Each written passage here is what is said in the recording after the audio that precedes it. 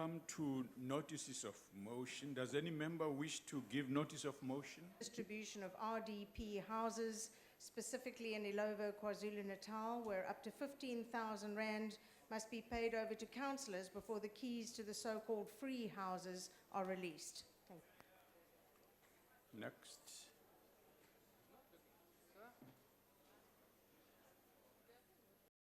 Any member David. wishes to? Mr. Deputy Speaker, Yes, sir. Where are you? I'm on your... Oh, yes. Yes. Okay. Thank you Go very much. I move on behalf of the ANC that in its next... Honourable member.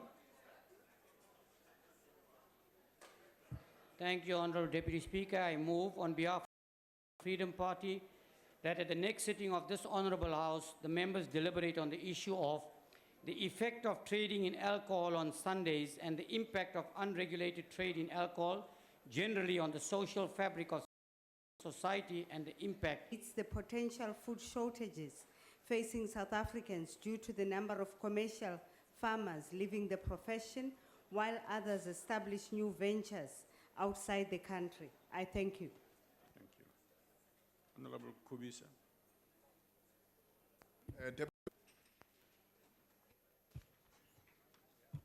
Thank you, Deputy Speaker.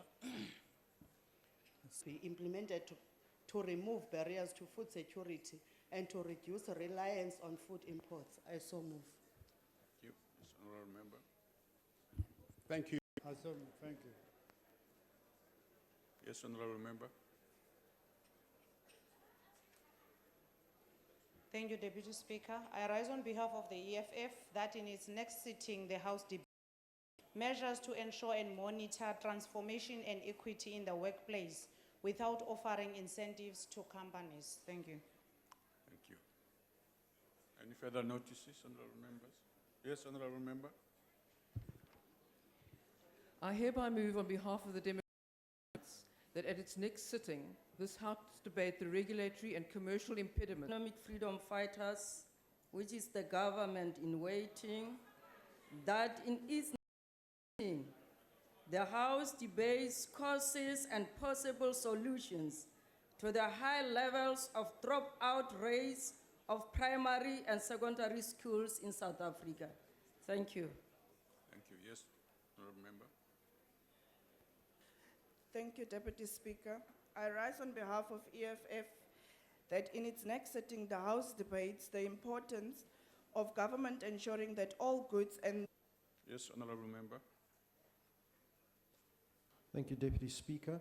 I hereby move on behalf of the Democratic Alliance that at its next sitting, this House debate the high number of crashes, fatalities and deaths involving trucks and other large vehicles on our roads, the reasons for this, and solutions to solve this problem. Thank you. Thank you. Any further notices? Yes. For South Africans, I so move. Yes, honourable member. Thanks, Deputy Speaker. I rise on behalf of the EFF that in its next sitting, the House debates securing the health of our nation by prohibiting genetically modified organic food and eliminating them from our agricultural food chain. So I so moved. Thanks. Yes, honourable member.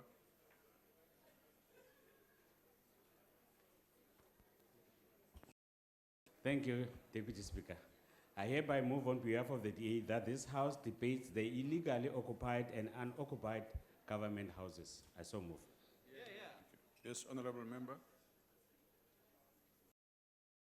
Thank you, Deputy Speaker. On behalf of Inkatha Freedom Party, I shall move at the next sitting of this House that this House debate the outcomes of the 59 of the Democratic Alliance that at its next sitting, this House debate the continuing unlawful and unconstitutional motions without notice. Which member has a motion without notice? Yes, honourable member at the back. Center at Indara Municipality in Utura District. And further notes that the proposed center would comprise of inter alia offices of the Department of Home Affairs, Social Development, and Education of South Africa, with to handle the social grant payments. And further notes that the huge amounts of taxpayers' hard-earned income was used to transport people to the event. Big marquee tents, sound system were hired, and professional artists and caterers were engaged to provide entertainment and cater for the event. And further notes that it is more than 8 years ago that the promise of the multi-purpose center was made to the community, and to date remains fulfilled. And finally notes that the people of Umhlumai and surrounding areas are still experiencing difficulties in accessing the services of Home Affairs, Social Development, as well as the services of the Nation of South Africa, which administers social payment of grants. Wherefore, we call upon this Honourable House to express its dissatisfaction in the delay of building the multi-purpose centre at Indaga to facilitate much-needed social services to the community, and urge the KwaZulu-Natal MEC for Department of Social Development to proceed with the construction and completion of the proposed multi-purpose centre. Freedom Party without notice that the House notes with sadness the untimely death of Mr. Baltasar Mpasopeni Kola, who passed away on Friday, the 6th of March 2015 at the age of 44. Also notes that Mrs. Kakan, the National Teachers Union Secretary at Umchezi branch and Secretary of Escort Region, and that he contributed immensely to the development of both Umsinga High School, where he was a school teacher, and Usizo High School, where he was the principal. Extends its deepest condolences for the tragic loss of Mrs. Kakane to his family, especially his wife and children, his union, and to his community that he served with dedication. I thank you. Honourable Member. Oh, if there are no objections, I put the motion. No objections agreed to. Yes, Honourable Member. Thank you, Deputy Speaker. On behalf of the Democratic Alliance, I hereby move without notice that this House notes the recent passing of Mrs. Moira Winslow, the former chairperson of the Drive Alive Safety Campaign, and expresses its gratitude for the immense contribution that she made to the cause of road safety in South Africa. It also further notes that on the 24th of March 1985, Moira Winslow's 28-year-old daughter educates school children in all aspects of road safety. Recalls that the Drive Alive drama group performed a play in schools all over South Africa to educate South African school children about the importance of road safety for drivers and pedestrians. Notably, between 2008 and 2009, the Drive Alive drama group performed at 201 primary schools in Soweto and taught 94,000 children all aspects of road safety. Noting the tragic death this weekend of Minister Collins Chabani and his bodyguards on the same stretch of road that killed Mrs. Winslow's children almost exactly 30 years ago, that so much more still needs to be done to improve road safety in South Africa. Deputy Speaker, I move without motion on behalf of the party that the House notes that every year 25th March is regarded as the International Day of Remembrance of the Victims of Slavery and the Transatlantic Slave Trade. Further notes that this year's theme is Women and Slavery and pays tribute to the many enslaved women who, over 400 years, more than 15 million men, women, and children were the victims of the tragic transatlantic slave trade, one of the darkest chapters in human history. And that this day offers us the opportunity to honor and remember those who suffered and died at the hands of the brutal slavery system.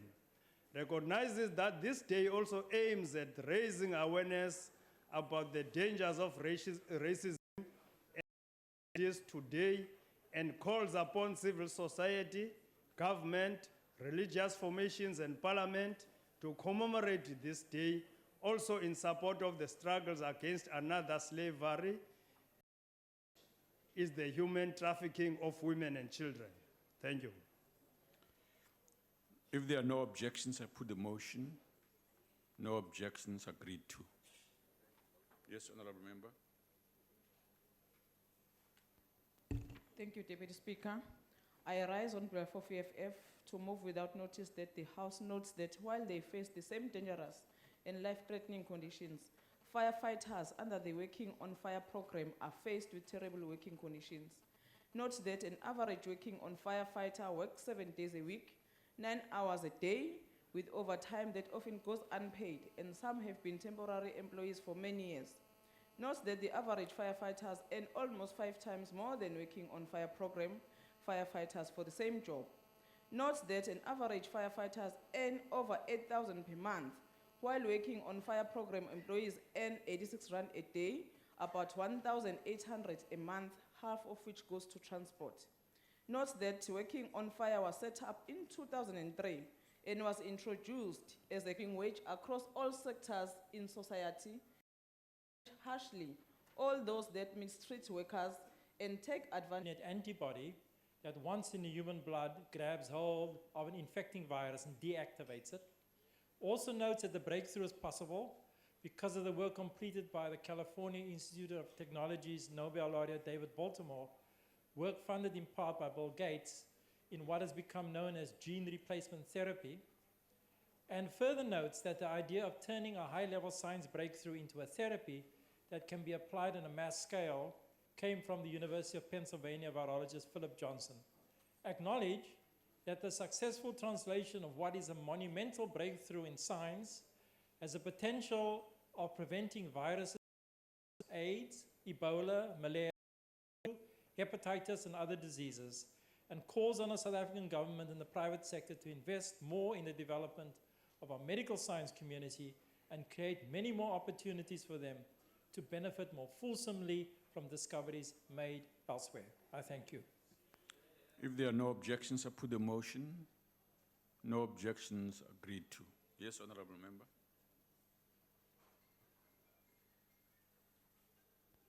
Thank you, Deputy Speaker, for the EFF-led SRC has scored for the student community, in particular the poor and academically deserving students. Notes that the EFF SRC managed examination results are released to all students owing up to 20 rands as of 17 December 2014, which never happened before. Notes that they managed to ensure free registration to all final year students owing up to 8, salutes them for continued dedication to student service and interest. Further notes that indeed this rising tide of economic emancipation movement in building student power for economic freedom. I so move. If there are no objections, I put the motion. We Chair, object the ANC. I move without notice on behalf of the UDM that the House notes that David McGregor reported an incident of a water. This was the worst situation, as in previous weeks, the area did not have water at all. Calls on all the relevant authorities from all spheres of government to act decisively to solve this water problem. And further calls for a probe to find out what has led to this water problem. And if there are authorities that did not perform their duties to prevent this, to face the might of the law. I so move. If there are no objections, I put the motion. No objections agreed to. Honorable Member at the back. No, sorry. Sorry, no, take your seat. Thank you, Deputy Speaker. On behalf of the National Freedom Party, I move without notice that this House notes that the South African cricket team, the Proteas, have qualified to play in the quarterfinal knockout match at the 2015 ICC World. I so move. If there are no objections, I put the motion. No objections agreed to. Honorable Minor. Thank you, Honorable Deputy Speaker. I move on behalf of that another 9 patients are also set to receive penis transplant as part of the study. Believes the procedure could eventually be extended to men who have lost their penises to cancer or as a last resort for severe erectile dysfunctional, and congratulates the Typeberg Hospital and the University of Stellenbosch doctors for. I rise on behalf of the EFF to move without notice. Sorry, honorable members, please, your noise levels are high. That the House notes mass action by students of the University of Cape Town and its SRC to demand the removal of a racist Cecil Rhodes. Notes that the celebration of white supremacy. because there is no way Europeans can donate African land are foreigners. Further notes that the ism and racist symbolism call upon the university to remove the statue with immediate. And further notes that the aid agencies of the opinion that cyclone which has displaced almost 30,000 people could be the worst ever disaster to affect the area. And finally note that the President of Vanuatu has appealed for immediate international emergency aid to assist the disasters to deal with the after effects of the cyclone. Wherefore, we call upon this Honorable House to extend to condolences to the government of Vanuatu on the loss of life, displacement of people, and destructive damage caused by the devastating cyclone, and urge. No objections, agreed to. Yes, Honorable Member.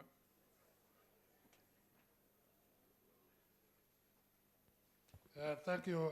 Solution to the cheating scandal was found, and the lenders implicated but not charged were forced to put their lives on hold at their metric results as is because they did not have their results. Calls on both the National and KwaZulu departments to finalize the investigation in order to clarify which lenders are implicated in the cheating scandal and which ones are innocent, so that those who are not involved can receive their results. And no objections, agreed to. Yes, Honorable Member. Thank you, Deputy Chair. On behalf of the Democratic Alliance Demarcation Board, also notes that these promises are misleading, as an MEC has no authority to change boundaries. Further notes that to remove a community from one province and amalgamating it with another province is not simply a cut and paste exercise. Yes, Honorable Nkomo. Thank you, Honorable Chair. In Africa's political sphere. Further note, representative of the United Nations Women stated, I quote, "If today's leaders front-load gender equality, we can look forward to gender equality by 2030. Despite gains, we can improve." And lastly, congratulations. March 2015 as an important date on the International Human Rights Calendar. That the International Bill of Consumer Rights calls for fair consumer practices in respect of product safety, the availability of correct and reliable information on consumer products and services, ample choices between services, and fair pricing. More importantly, notes that the right to have complaints against shoddy goods and poor services adjudicated and settled by an independent body who may order a fair settlement of justifiable. And finally notes that pending the finalization and implementation of the Consumer Goods and Services Code of Conduct, registration by businesses with and subjecting themselves to the authority of the Consumer Goods and Services Ombud is done on a voluntarily basis, precluding the Ombud to fulfill its role optimally and handle all possible consumer complaints. On government to finalize and implement this code of conduct urgently in order to strengthen processes to effectively protect. Deputy Speaker, I move on behalf of the ANC that the House notes that the former ANC Member of Parliament and Chief Minister of then Kazangulu Homeland Chief Samuel Dixon, Wela Nxumalo, died at his home in Mangona, Limpopo on 7 March 2015. Further notes, in 2010, Chief Mangona made history by stepping down as chief of the Mangona area in favor of his son, Busa Nxumalo, who is the chairman of the Vembe House of Traditional Leaders. Recalls that he defied protestations by some of his colleagues who wanted his Shimoko party to contest elections without partners. Acknowledges that he was a firm believer in the self-reliance and capabilities of the local community. Further acknowledges that he also introduced the concept of open door policy, allowed everyone from elites to the rank and file to approach his office to discuss any issues and conveys its condolences to his friends and all the Mangona people. If there are no objections, I put the motion. Objections agreed. Thank you, Honorable Deputy Speaker. I move that the House notes with sadness the untimely passing of a Member of Parliament and Minister of Public Service and Administration, Mr. Collins Chabane, and his two protectors, Sergeants Lisiba Sikele and Lawrence Litswane, who joined the struggle for liberation at a very young age and then went on to continue the fight in exile. Further acknowledges that he was an ardent and passionate lover of the arts, having developed his love for music while in incarceration. Believes that through his premature and tragic passing, the nation has indeed lost a remarkable individual who served and led with kindness, great humility, humbleness, dedication, and energy. Further believes this passing leaves a huge void within the ranks of government and the African National Congress, which he served with loyalty and selflessness for decades. Before we proceed, I would like us to acknowledge the presence in the gallery of members of the Chabane family and to say to them that we are honored by their presence even on this sad day. Welcome, honorable members.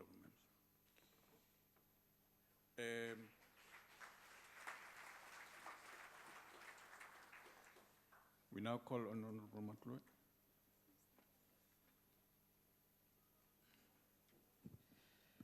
Thank you, Deputy Speaker. On behalf of the Democratic Alliance, I would like to express our deepest condolences to the families of Minister Collins Chabane, in particular his wife Mavis, as well as the families of Sergeant Chabane's new portfolio. I have immense respect for his work, his commitment, his fairness, and his openness. His efforts in public service machinery have not gone unnoticed. The Portfolio Committee on Public Service and Administration can today attest to these above mentioned. He is not new to issues related to the of the public service. When I congratulated him on his move to the department, was unmatched. He spent his first few months in office visiting front service staff, for example, where you have to help people and realize that you do not have the complete instruments. He encouraged public servants to be creative, to be innovative, and to another powers of the Public Service Commission.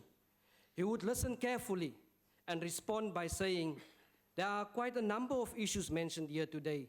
Some of these issues, we will correct them as time goes on. Government is very complex. Let's not spend time on the problems and look for solutions, best to find solution. In fact, Honorable Deputy Speaker, if my memory serves me well, Minister Chabane's last engagement with me in this House was a point of order he raised some few days ago. His dedication and commitment to his responsibility in his capacity as a Member of Parliament should serve as an example for all of us. All who interact with him will sorely miss him. My thanks and appreciation goes to my leader, Musi Maimane, as well as the Honorable the ANC, who together with his bodyguards perished in a car accident on Sunday morning. Road accidents in South Africa have become a serious national problem, which must be tackled head-on. The research findings from the Brain Function Research Unit at University of the Witwatersrand revealed that truck drivers sleep less than 4 hours per day. According to this survey, 3/4 of truck drivers reported being tired on the job due to long conditions of alcohol. Sisonke kufuneka sithi kwanele kubantu abaqhuba benxilile. Sisonke kufuneka sithi kwanele kubantu abathatha imiphefumulo ezindleleni. Utywala sebuthathe abantu aboneleyo. And according to the World Organization Health, the Global Status Report on Road Safety in 2013 50% of death-related incidents on the roads are having alcohol problems, are indicating that there is a high consumption of alcohol in the bodies of those that have been found dead or driving on the roads. Lala ngoxolo Mnumzana Chabane, inkosi. Honorable Mangtilisi.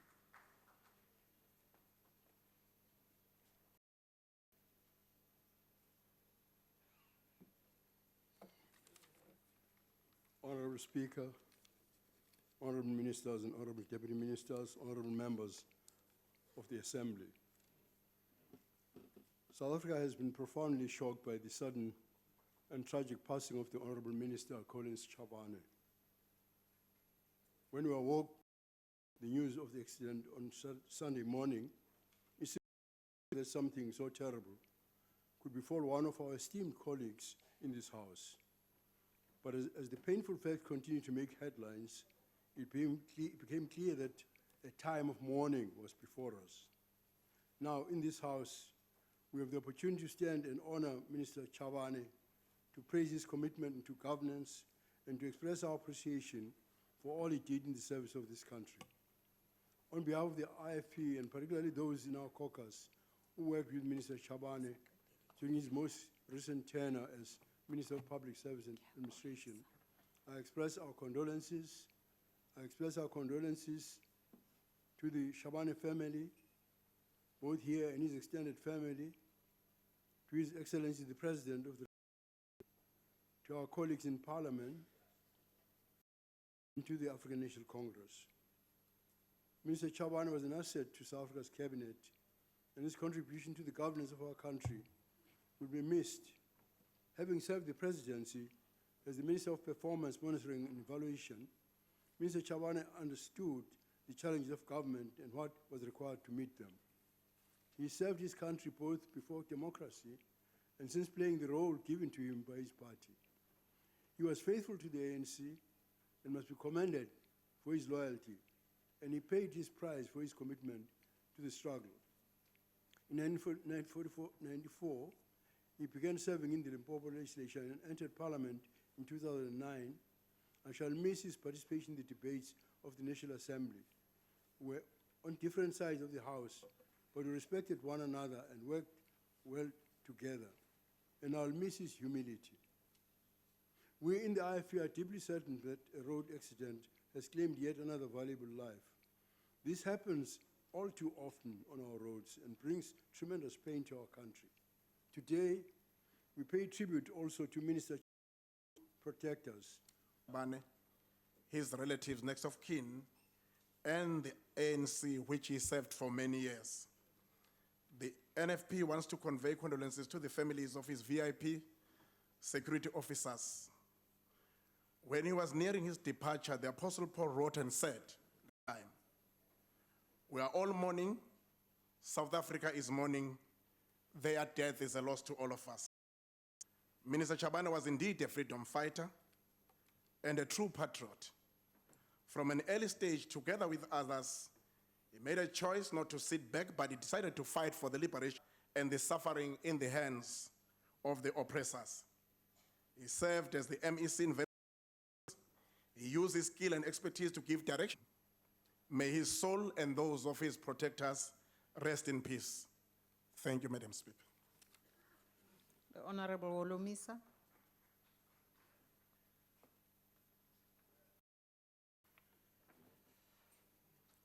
Honorable Speaker and honorable members, Collins Chabane's family, the late Collins Chabane, an officer and a gentleman of our time.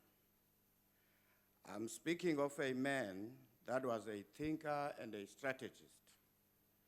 Some people would notice him as a person that was quiet, but in meetings, when you listen to him speaking, you would have a different view. His eloquence and attitude of the struggle. Mr. Chabane was a stalwart, true and true, As far as I can recall, he never used the struggle for self-aggrandizement and enrichment. His contribution ever since he became a member of parliament and a minister will never be forgotten, and this country has lost a leader indeed. Our souls are deeply sad by his death. Our parliament and the country has lost an extraordinary leader. To his wife and immediate family of his security assistants, as painful as it is, this is not time to cry, rather celebrate a worth-lived life. I hope the way he conducted himself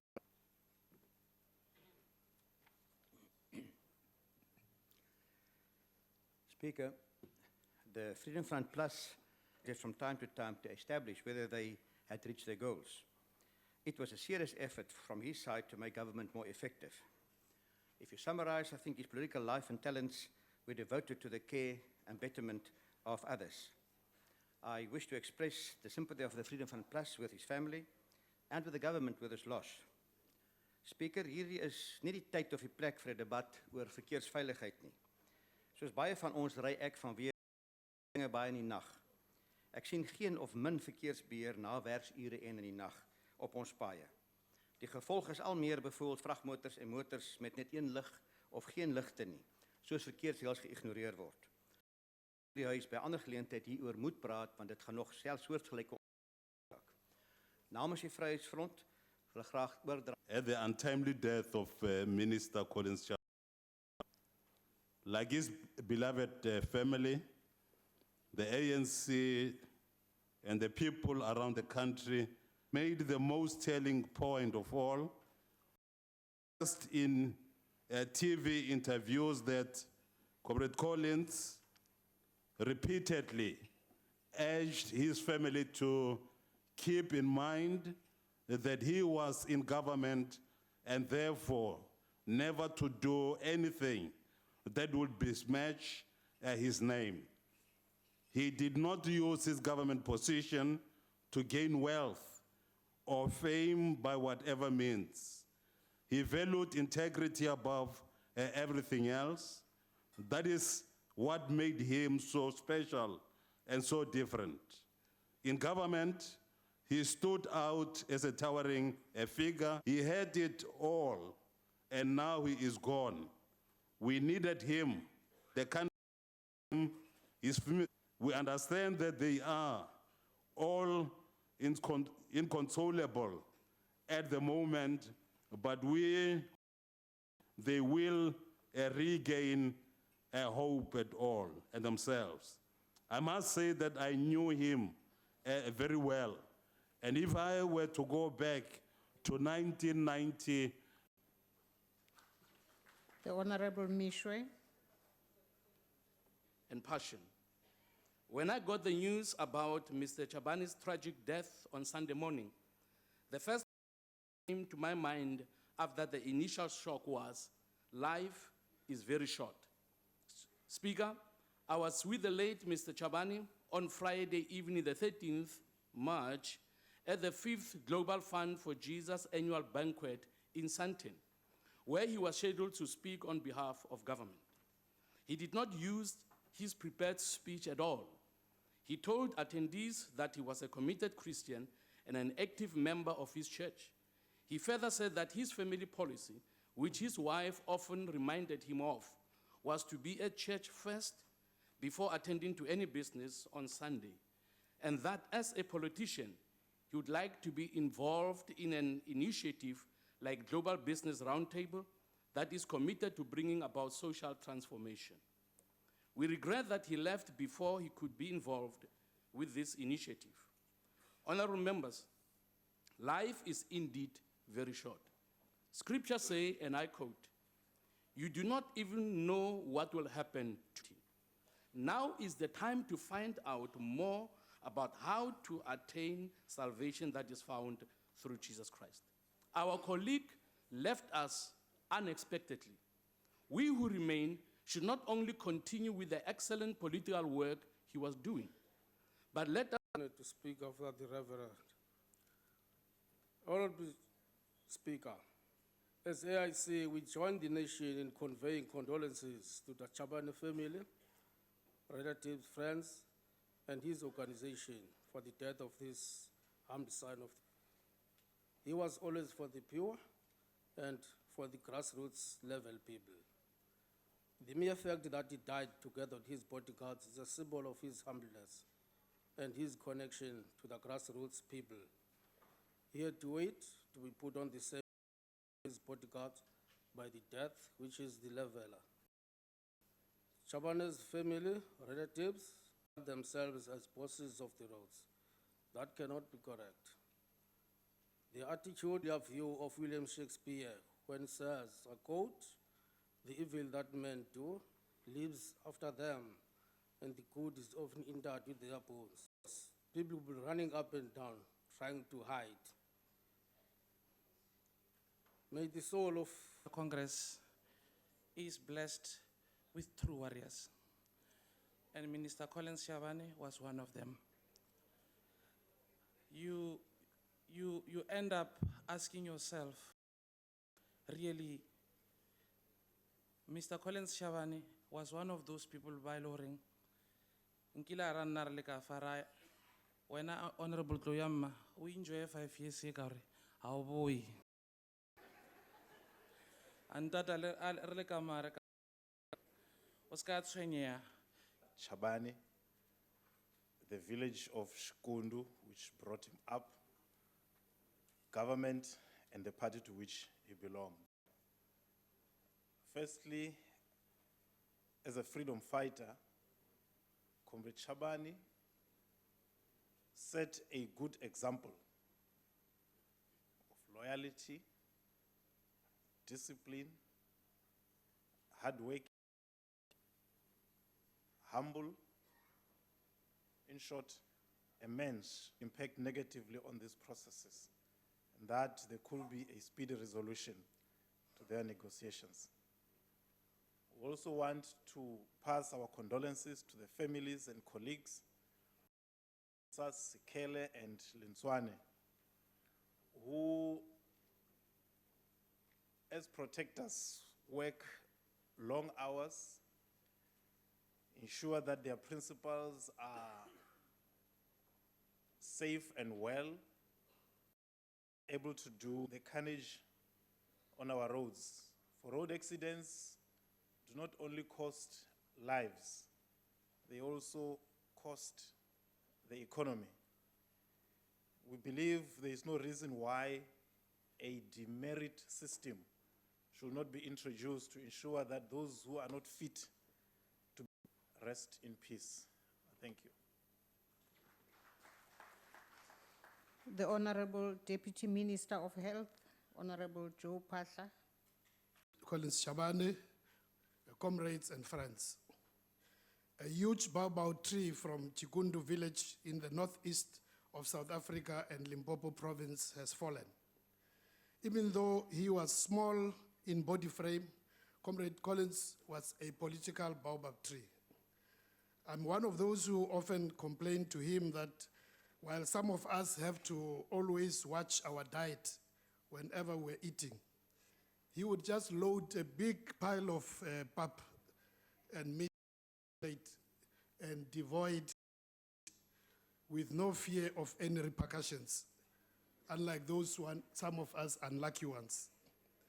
A true descendant of Ngungunyane, Skukune Makado, Mzilikazi, Shaka, and other kings and warriors of around 1:15 on Sunday, the 15th of March, 2015. As I say this to you, honorable members, I must admit that this still feels unreal, even though I saw the accident scene and saw his mortal remains at the Polokwane Hospital mortuary on Sunday morning. The ANC dips its banner of honor, disciplined, a multi-skilled and multi-talented individual, an intellectual, a debater, organizer, administrator, soldier, political commissar, musician, but above all, a humble servant of the people of South Africa, and leading the ANC is falling on our shoulders. But today, we are one short, Honorable Minister Chabane. The year 2015 has not started well for us as the ANC. Since January, we have been burying many of our leaders, and Limpopo province has suffered the most, with passing of comrades such as Honorable Diale, Honorable Tembi Wandamunsu, former MEC for Education, and also at national level, we have buried quite a number of our leaders. Peter Mukaba, Tom Kwane, Pitsi Muloto, and many other young lions at the time. In 1979, he was part of a TEFLUOP contingent at the formation of the Azanian Students' Organization. This was a very difficult period of political ideological transition from black consciousness to the non-racial outlook of the ANC in the black university campuses. Those of us who were in Natal were reluctant to participate as we saw this as giving resurgence to black consciousness. But after the launch in December 79 through the intervention of comrades in the ANC underground, we were given the assurance that these were indeed comrades within the Congress movement. We soon joined hands, reworked the Azazo Constitution, and in 1981, in June, we were able together to wrestle the organization Eastern Transvaal for a full 3 years before he was detected by the apartheid police in 1984. He was put in solitary confinement for 1 year, and in 1985, he was sentenced to 9 years in Robben Island, where he joined and was also later joined by a number of older and even older comrades and even comrades from his peers in Azaso, such as, amongst others, Comrade Bongeni Dlomo, who's currently the MEC for Health in KwaZulu-Natal, Dr. Vijay Mlakan, former Surgeon General, amongst the few who joined him at Robben Island. He started new academic studies at Robben Island, where he completed an N4 diploma in electrical engineering, heavens of Northern Transvaal in the then Pietersburg, under the chairmanship of Comrade Thabo Makunyane. He was assisted in starting the office by, amongst others, the current CEO of Transnet, Mr. Brian Molefe, and the current governor of the Reserve Bank, Mr. Lesicha Khanyago. In December 19, the first regional conference of the Northern Transvaal, which later became the Limpopo province, Honorable Chabane was elected the first regional secretary of the then Northern Transvaal, which later became Limpopo, which was Ngwakora Matlodi as the chairman of the province. I had the pleasure of working with them as 5 of the Limpopo province from 1992 until 1998. And throughout that period, Comrade Chabane was the cornerstone of our region and the province, carrying the organization on his broad but small. Like in any organization, there would be times when there would be and disagreement, and Comrade Collins will always speak at debate. And having listened to all the views, and even a member of the National Assembly and the Constituent Assembly, which drafted our Constitution, concluded in 1996. In 1997, he was redeployed to Limpopo Legislature, where he was appointed MEC in the Premier's office. In 1999, he became MEC for Public Works, Roads, and Transport, established the Limpopo Road Agency. In 2004, he became MEC for Economic Development. And in 2009, as we all know, he became a minister in the presidency in charge of the Department of Performance Management and Evaluation. And on his passing, he was the Minister of the Department of Public Service and Administration. Honorable Chabane was also a committed family man and also part of a bigger Chabane family clan. And he leaves behind his wife and 2 children. As the ANC, we pass our heartfelt condolences to his wife and family, close friends, the ANC and its alliance. That concludes the speakers list on this matter. And I take it there.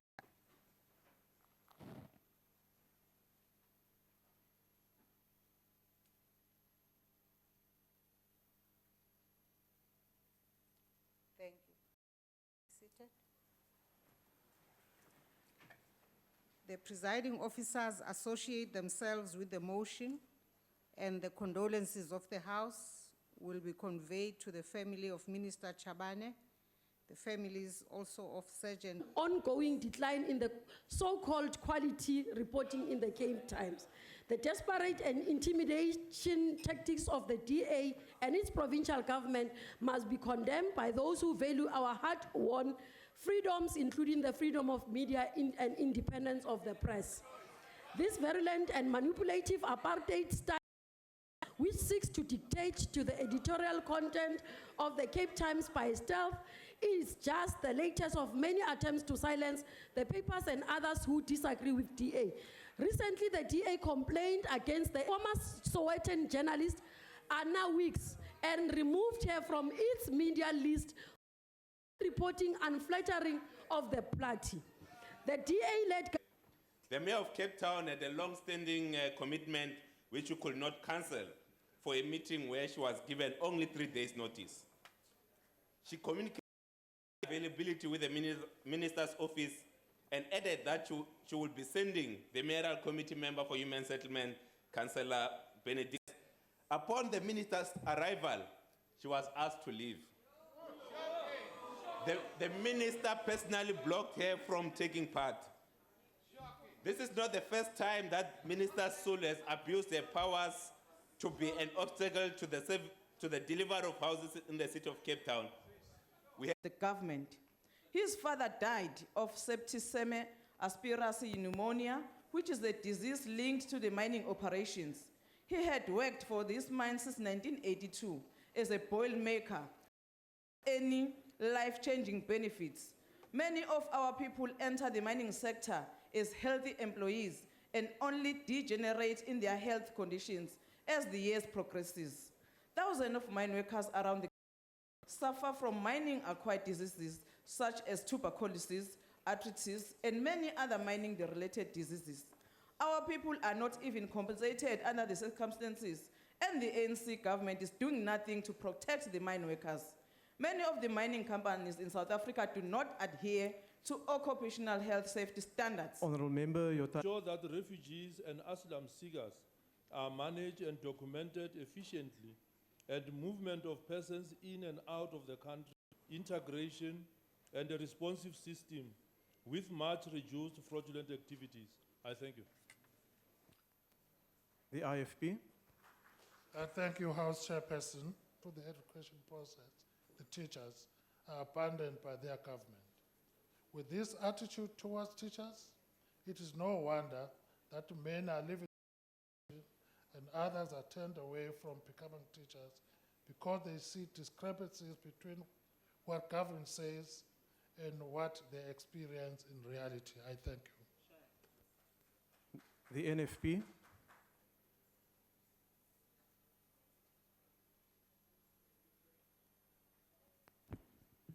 In South Africa, we have an estimated year expenditure for the same period. As the National Freedom Party, we believe that the ANC must be held to account for its failure as government to provide this essential service of water and sanitation and in time to those who need it most. As you know, in areas like Bujanara in Northwest and Mkanyagute, people do not have access to clean water. We also believe that the Department of Water and Sanitation should work together closely with municipalities which have... Honourable Member, your time is expired. Bricks pass our coast annually. Because of our inability to service them, they go past us to Asia, the Middle East, and Europe. This initiative will ensure that we are no longer bypassed, have an agreement in place requiring the mines to wash and treat the iron ore to prevent the dust pollution as soon as possible. The fundamental basis of all wealth and power is the ownership and acquisition of freehold title to land. From land we derive our existence. At that time, of course, only about a quarter of all South Africans were urbanized. Today, about live in cities. Surveys show that very few of South Africa's 35 million urban people want agricultural land. What they actually want is a stand with a decent house, better jobs, better services, a higher disposable income, and better education for their children. Over-focusing and playing on emotions around the issue of farmland has resulted in for those commuting to work. It has been pointed out that one protest over agricultural land or poor rural conditions, there are several thousand protests over poor service delivery or lack of land in townships and squatter camps, many of them violent. If there is a threat to our stability, it is more likely to be about the quality of life of those who live in cities and towns than because many of the agriculturalists we have. Rand Media Corner deal. Why them and not the 3 directors general named in media reports being responsible for the deal? Another to Deputy General herself. The Minister is accountable to Parliament for the running of his department. He must tell us what is going on. The increasing failures in his department are testimony to his unengaged management style. Honourable members, I should have called the ANC before the DA, and therefore the ANC 2 opportunities now to make the statement. The ANC. Thank you, Chair.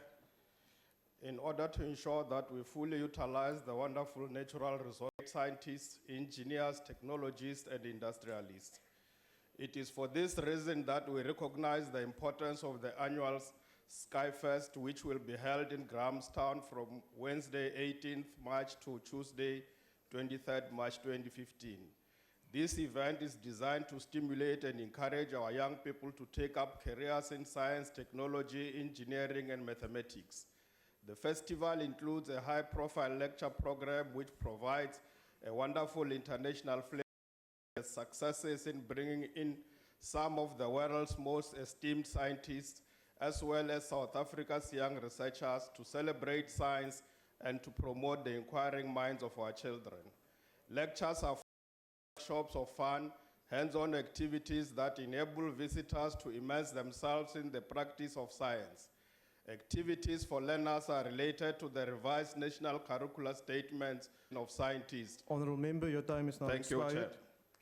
The ANC.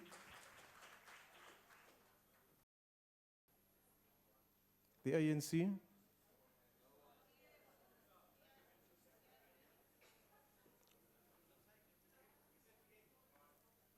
Is there a member statement from the ANC? Honourable Chairman. Continue, Honourable member. Honourable Chair, the Kakamas Hydroelectric Power Project is a run-of-river small hydropower project located adjacent to the Neersberg Weir on the Orange River near Kakamas in the Northern Cape Province. The project is the first run-of-river hydropower energy market, enough electricity for about 5,000 households. The CAP 10 megawatts Neersberg Hydroelectric Power Project is the first of 3 plants proposed for the Northern Cape Province. This will be Rimfas Mark near the Ochrabis National Park, at Bochuberg Dam and Orange Falls. House gases by 34% below the current level by 2020. The IDC co-founded the project with the Netbank to the tune of 577. Is very crucial. The AIC believes in the development of a person as a whole, that is mentally. Furthermore, Honorable Chair, a lot still needs to be done to improve the conditions of our sport facilities for the schools in rural areas. A lot of talent in sport is found from these deserted areas. I thank you. Thank you, Honourable member. The ANC. At the gate in January 2012. The campaign is aimed at encouraging learners, especially those who are in grade 2 and training colleges. The campaign brings together 2 components, which is the Apply Now and the Career Guidance and Counseling campaign, because a learner cannot be in a position to apply early if he or she does not know what to choose or what career path to follow. The ANC believes that the campaign will go a long way. Children, our country's future, endure stink, broken, filthy and open-air toilets at numerous schools in Gauteng and the Eastern Cape. 12 days ago, only covered by temporary toilet seats. No longer can our children be exposed to toilets of shame. It's a basic, give them dignified toilets. The ANC. House Chair, I would like to congratulate the South African Police Service, in particular the Hawks, for the recent seizure of 48 kilograms of gold bars worth 20 million rand across 3 provinces and 18 locations. The success achieved demonstrates the possibilities when specialized units like the Hawks, Crime Intelligence, and Special Task Team combine their efforts in order to ensure a safer South Africa. It is almost unbelievable that these syndicates operated a mini refinery with smelters, stamps, serial numbers, and documents to make their efforts look legitimate. It fills my heart with pride that the Hawks were able to penetrate such a sophisticated syndicate. And it gives me hope for the future that we realize the vision of the NDP to create a society free of crime. I thank you. Thank you, Honourable Member. Honourable Members, that concludes member statements. Are there any ministerial responses? The Minister of Human Settlements, followed by the Minister of Basic Education, the Minister of Sport and Recreation, the Minister of Trade and Industry, the Minister of Telecommunication and Postal Services, and the Minister of Economic Development, in that order. The Honourable Minister of Human Settlements. Thank you very much, Honourable House Chair. If you will allow me to ask Honourable Shenge, is claptrap sufficiently parliamentary? Claptrap. I think you must address me, Honourable Minister. He always is very handy. I think he's still thinking about it. Right. In the meantime, I think you must continue. Well, thank you very much. But he did teach me that balderdash is parliamentary. I think it's That very, is my. I think it's very good English. Thank you very much.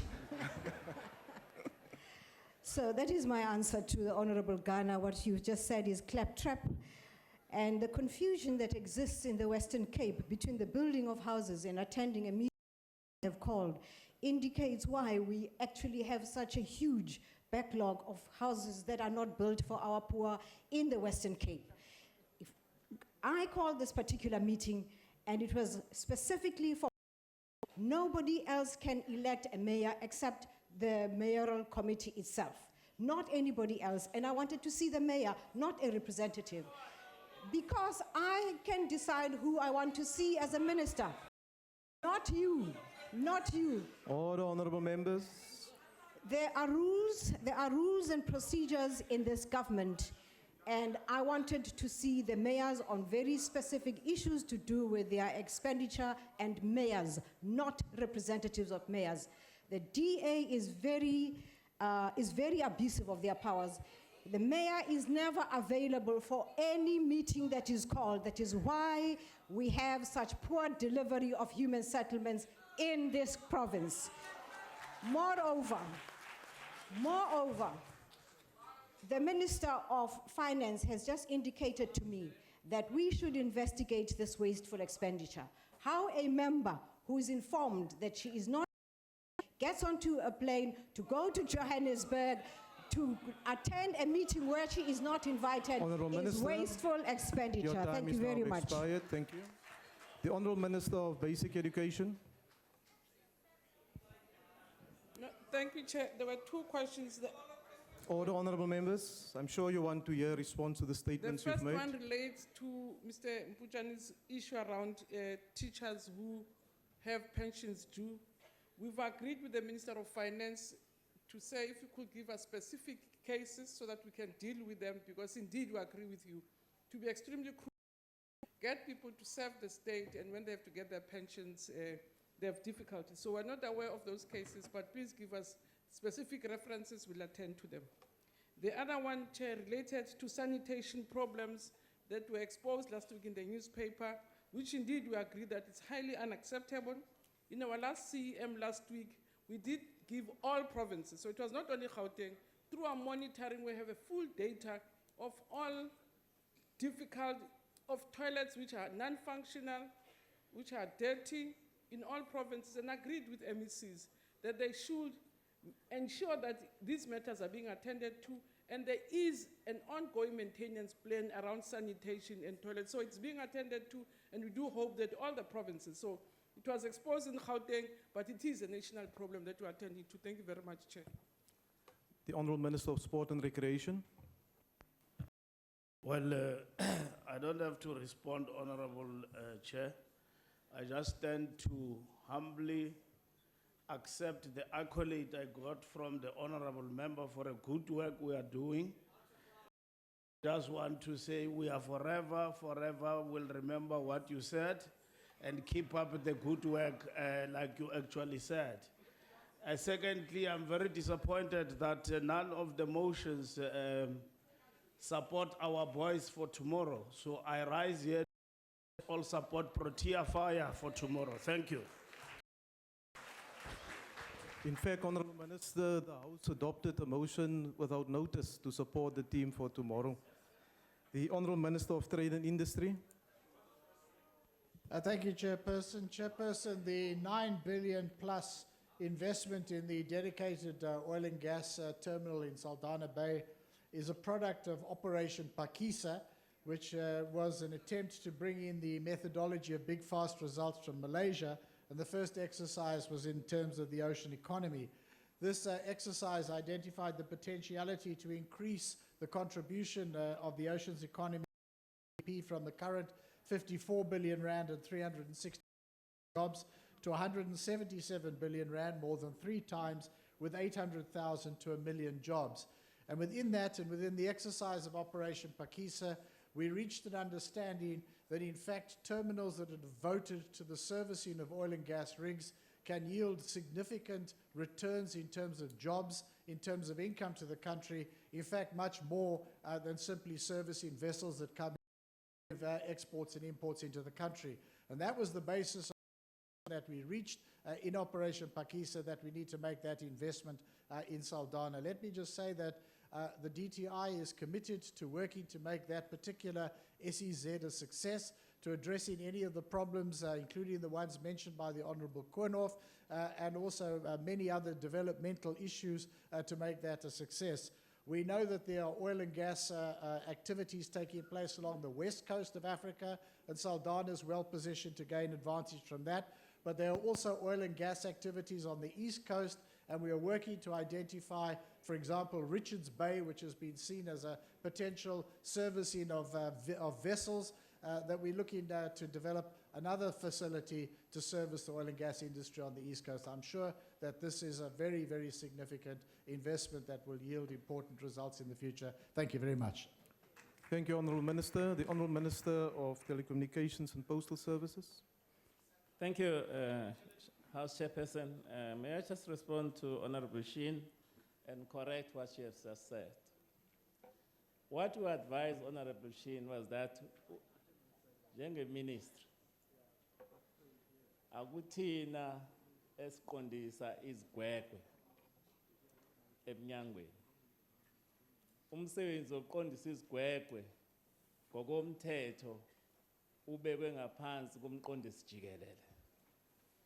Njenge-ministry ke asigxambukeli, esasho kuyena ukuthi akalinde size sithole umbiko. Mase siwutholile umbiko siyoza ekomitini sibikele nezwe ukuthi siwuphatha kanjani lo mcimbi. So in short, Chairperson, we advise that the responsibility of conducting any disciplinary hearing lies squarely on the hands of the accounting officer, which is the Director General. We didn't have the report. We advised the member to wait until we were given the report so that we can respond to the committee and to all the members. We also advised that our advice, because of the seniorities of this disciplinary hearing, that they should follow all the procedures to the letter. The disciplinary processes should be fair to all those who are undergoing that disciplinary processes, and that the department must ensure that they do have the necessary capacity to conduct those disciplinary hearings, and that the disciplinary activities themselves must not disrupt the programs of the department. So, Chairperson, we are still waiting the report.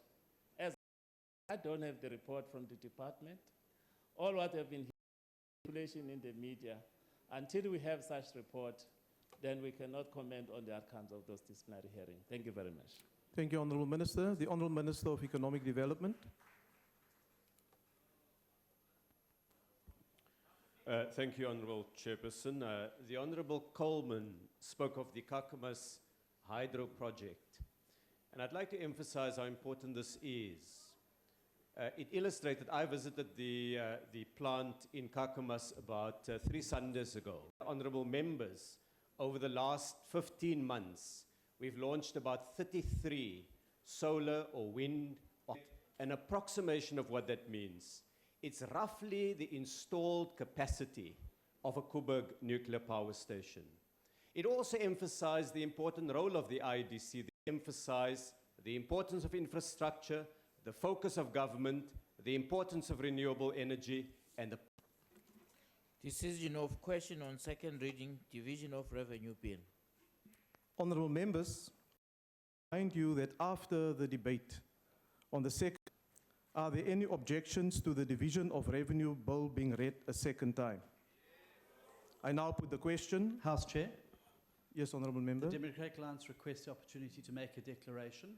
There was no declaration period when the bill was put last week. Honourable Member, Rule 78 provides that a postponed question is put without further debate. This bill was subject to a full debate on the 12th of March. All political parties were given an opportunity to state their positions on the bill during the course of that debate. I am therefore not inclined to allow declarations of vote where a debate on the question has been concluded. Members are also reminded of Rule 81, the presiding officer has a discretion to allow declarations of vote. We will therefore proceed to put the question for decision. Those in favor will say aye. And those against will say no. I think the ayes have it. House Chairperson, given that the ANC are actually here today, we'd like to call for a division.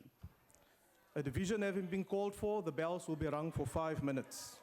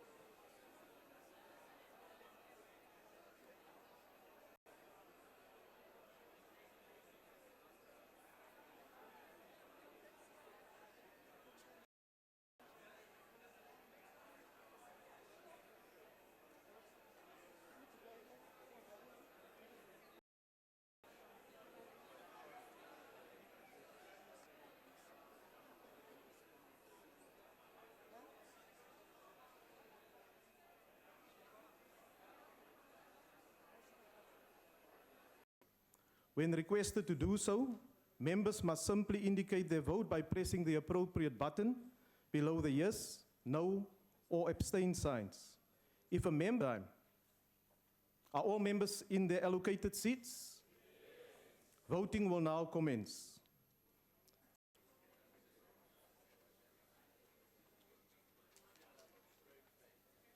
House Chair, if I may, if you could just inform Honourable Sisulu I have voted like I did last week. I'd like to thank House Chair. Yes, I'd like to thank the Honourable Member for being such an obedient. Division of Revenue Bill. The bill will be sent to the National Council of Provinces. Don't support a bill that is enhancing. Order, honourable members. Honourable member, we have voted on the bill, so we can't record the objection. Order, honourable. Pleasant day. Nobody wants South Africa to succeed as much president we can believe in. Somebody with the commitment and the vision to take us forward. Now, honourable members, we had that in President Nelson Mandela. He gave us a glimpse of what a non-racial and a united South Africa would look like. He was a selfless leader who embodied the democratic dream. But the light of that dream has since faded, as the ANC has become a party that places the needs of one man above those who elected them to power. A blind eye to the destruction of our democracy being perpetrated by the president and his project of state capture on the grandest scale.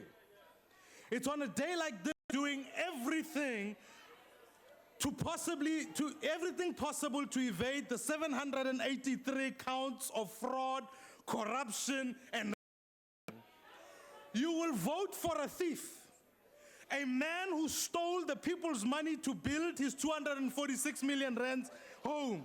Ruled that it is correct that the president can be called a thief. No, Honourable Steenhuisen. That it is fair comment.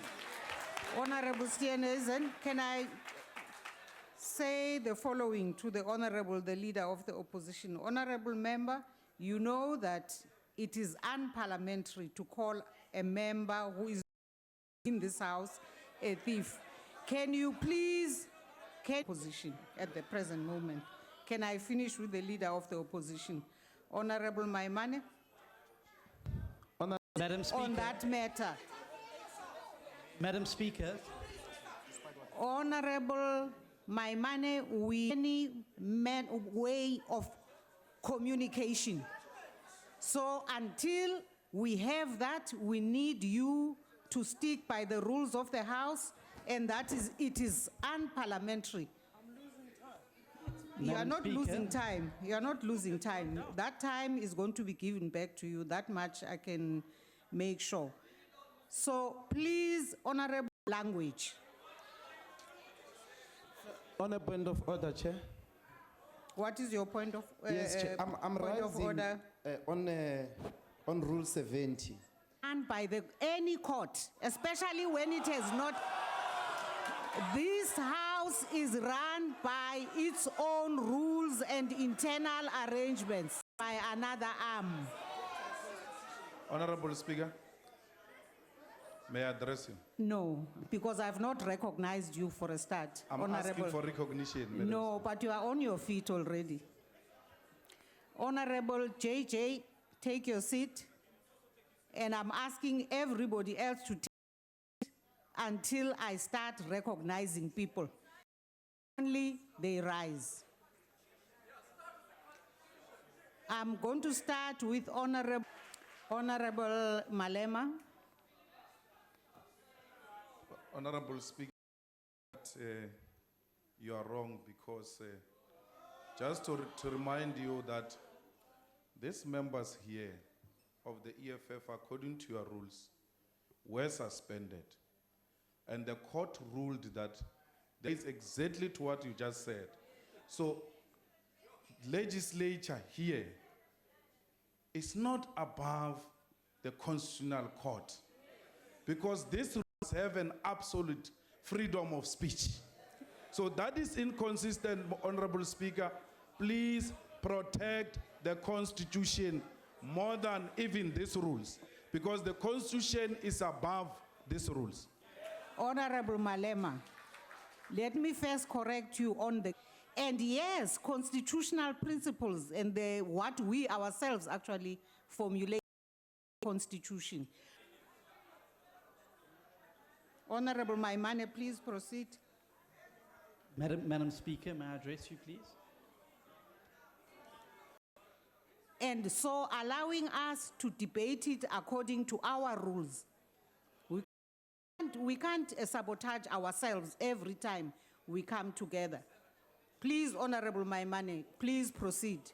Madam Speaker, Honorable Steenhuisen, I really proceed with the business of debating the Honorable Leader of the Opposition. Constitutional Court, and I think it's important that we understand that Section 167(5) of the Constitution is very clearly.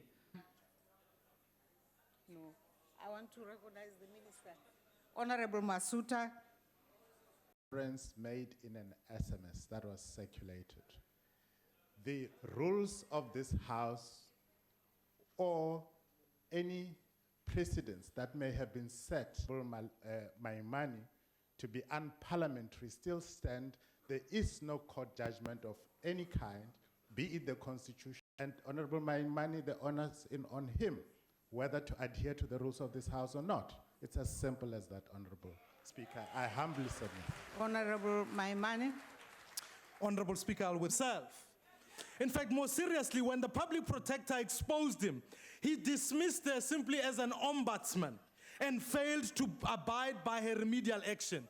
Honorable members, if the president disobeys the public protector, then none of us must obey the public protector, and no South African must as well. When the scorpions, in fact, got too close, they were crushed and replaced by the hawks. And when it looks like the hawks were about to swoop, they were also had their wings clipped. When SARS started in free and fair elections, yesterday, we went to court and forced the president that we must reinstate the charges he has successfully evaded for filing at Waterkloof. Through all of these scandals, President has denied all knowledge and complicity.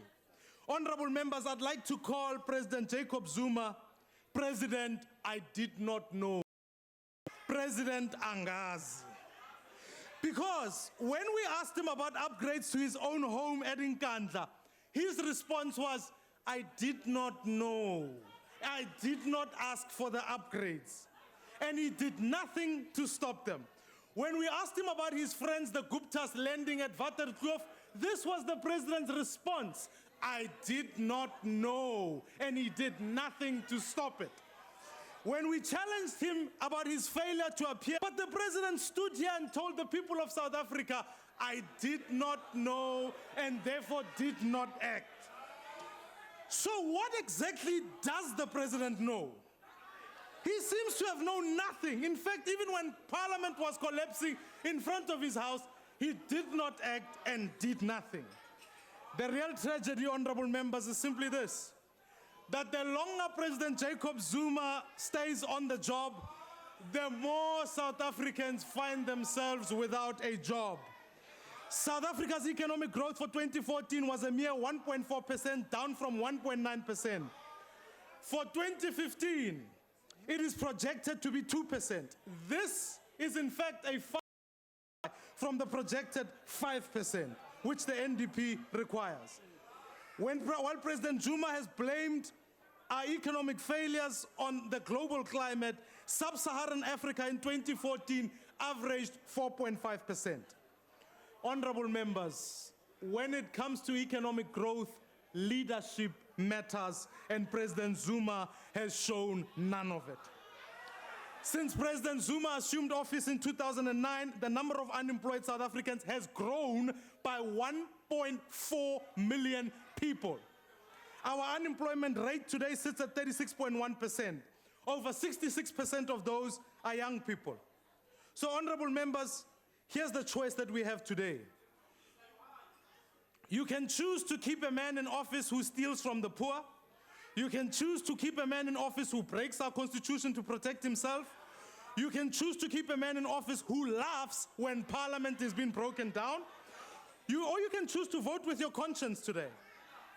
You see, honorable members on this side, if you are unable to vote with your hearts, at least vote with your heads. Because let me remind you, the longer you keep this man in office, the more you show South Africans how the ANC has lost its way.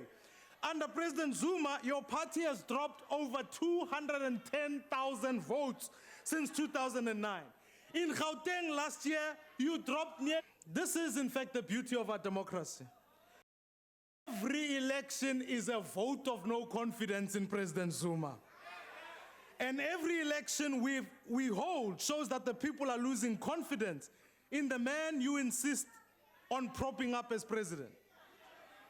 So, honorable members, by all means, vote against this motion of no confidence today.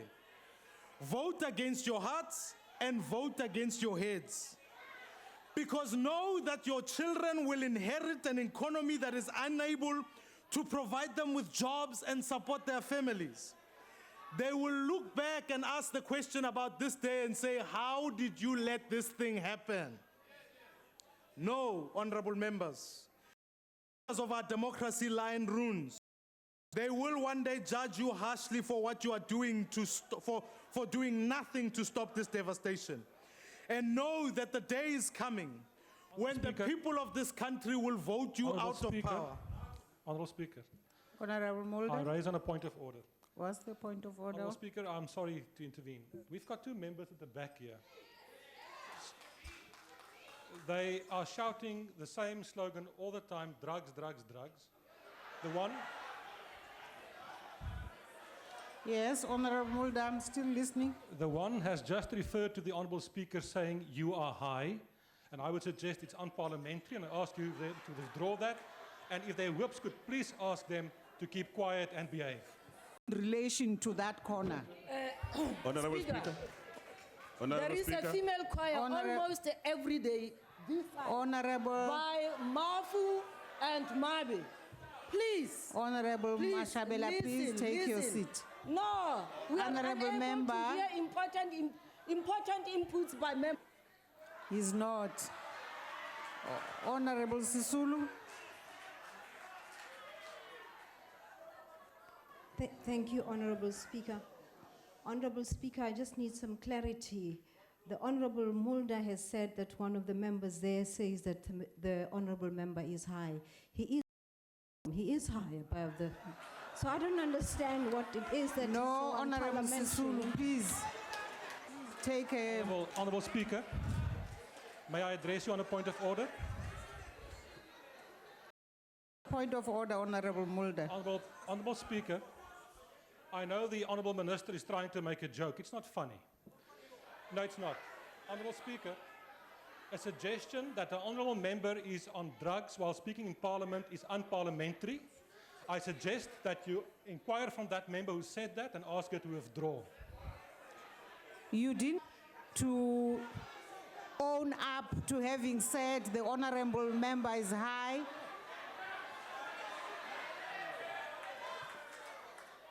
And I would like the honourable member to withdraw that statement. Honorable Speaker, I did not mention anything about being high. I know nothing about being high. I hear it for the first time. Motion is absolutely important. It's important because the people of this Order, country honourable members.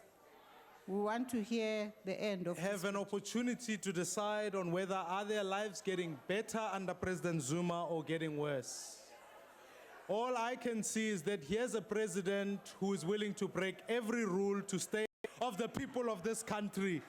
They will vote for the DA and that day is coming. Let us vote President Zuma out of here. Madam Speaker. Order, honourable members. Madam Speaker and honourable members. Sunday was really the Ides of March as we woke up to the tragic news that our esteemed cabinet colleague and comrade Collins Chabane had passed away in a horrific car accident on the N1. We wish our acknowledgement and appreciation for the condolences that have been sent to the ANC and this government and to those that have been sent directly to the families. For the business of the day, Madam Speaker, let us recognize this motion of no confidence in the President for what it is, a desperate attempt by a party that has nothing to offer its country and the few areas that it governs. We will show that this motion is without substance. No sooner had a similar motion been withdrawn, then another one is proposed by a party which was clearly behind the first attempt, used 0.4%, Latin America and the Caribbean by 1.5%. The global economy bounced back to 4.9 in 2010 to contract back from 2011 onwards. Countries Portugal, Italy, Spain, Puerto Rico, Croatia, Ireland, Netherlands, Slovenia, Cyprus, Denmark, Finland have battled to recover from the economic escalated to unprecedented levels is equally flawed. Whilst jobs were lost during this crisis, in 2014, our country has actually managed to employ even more people than were employed in the years when jobs were lost, implying that there is recovery. For an example, the quarterly labor force survey has indicated that the full impact of the recession that manifested itself in the fourth quarter of 2009 saw South Africa shed almost 1 million jobs to be turning around this economy. If the members of the official position, what is the story in the Western Cape where they're governing? If you look at the municipal background of employment numbers, tell a very fascinating story about the DA. In 2008, in the city of Cape Town, had more unemployment than it did in 2008. It's 5% in 2013 employment from 26.7% to 18.8% today. eThekwini municipality from 17% to 16% this year. There is no denying that unemployment is that our democratic government is availed to resolve this industrial challenge. The challenges of electricity shortage that we are experiencing in development, indicating that we are in fact doing the right things. For us, a message is very clear. Contrary to the wishes of the official opposition, South Africa has all learned from this. You cannot keep on doing the same thing the same way, thinking that you will have different results. At the end of this debate, after much noise from the opposition parties, as sure as the sun will rise from the east, President Zuma will still be the President of the Republic of South Africa. Teeth. In short, it ain't gonna happen. Thank you. The Honorable Sonti. Madam Speaker. Honorable Steenhuisen. Madam Speaker, may I address you on a point of order? What's the point of Madam order, Speaker, Honourable? part of Parliament's duty in terms of the Constitution is to facilitate public involvement in the debates in this House. We will, of course, take you are telling us as interesting information and follow it up. Honorable Sonti. Nditsho ndistimela i-EFF futhi ke ndime kule ndawo njena ndizawuthethela ukubabulala ngoba bafuna imali le angafuna ukubanika yona. Ndithi makahlale phansi aphumle. Ukhohlakele uthumela amapolisa endaweni yokokuba abanike incincanana ningaka nabo ukuphila njengaye afuna ukokha izibaya naye. Honorable member, there's a point of order. Please take your seat. Honorable Kubai. Speaker, the honorable member just said that the president killed people in Marikana. Pardon? That's the honorable member in her speech. She just said now the president killed people in Marikana. Again, withdraw Angie. Ndithi iba ngaba isiXhosa akasazi okanye mandiphinde nditsho okanye zabamcacisele uthumele amapolisa ipolisa libulele umuntu lelikabani. Honorable Sonti. Honorable Sonti. Honorable Speaker. Honorable Sonti. Ndimamele somlomo. Sisi hlala phansi. Honorable Speaker. You cannot say umntu uthumele amapolisa ukuba ayobulala abantu zithumele pha bayazithengisa abantabeni abantu babeke pha bathengisela abantu bangaphandle amachangana. Utata lo ke imbangi yoba ndikhale kakhulu ndini makahlale phansi bafaka abantu eMarikana kodwa kwi-state of the nation apha akukho nento eyi-one awakho wayithetha ngeMarikana ayikho neyi-one.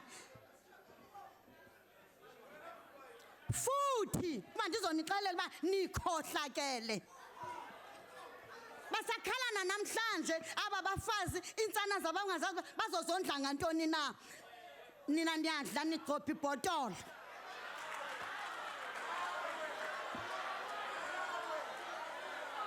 Nikhohlakele kakhulu. Ndithi makahlale phansi uZuma.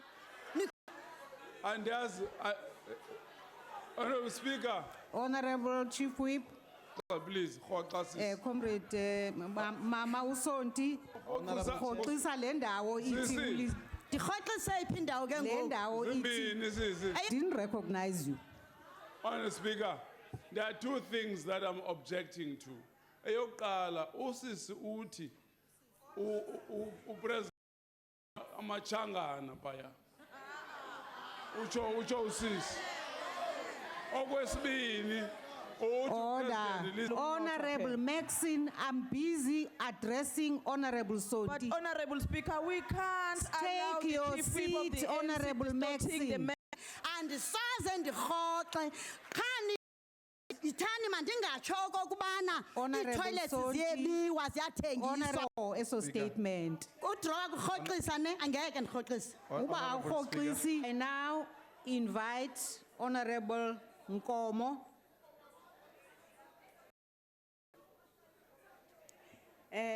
Moment.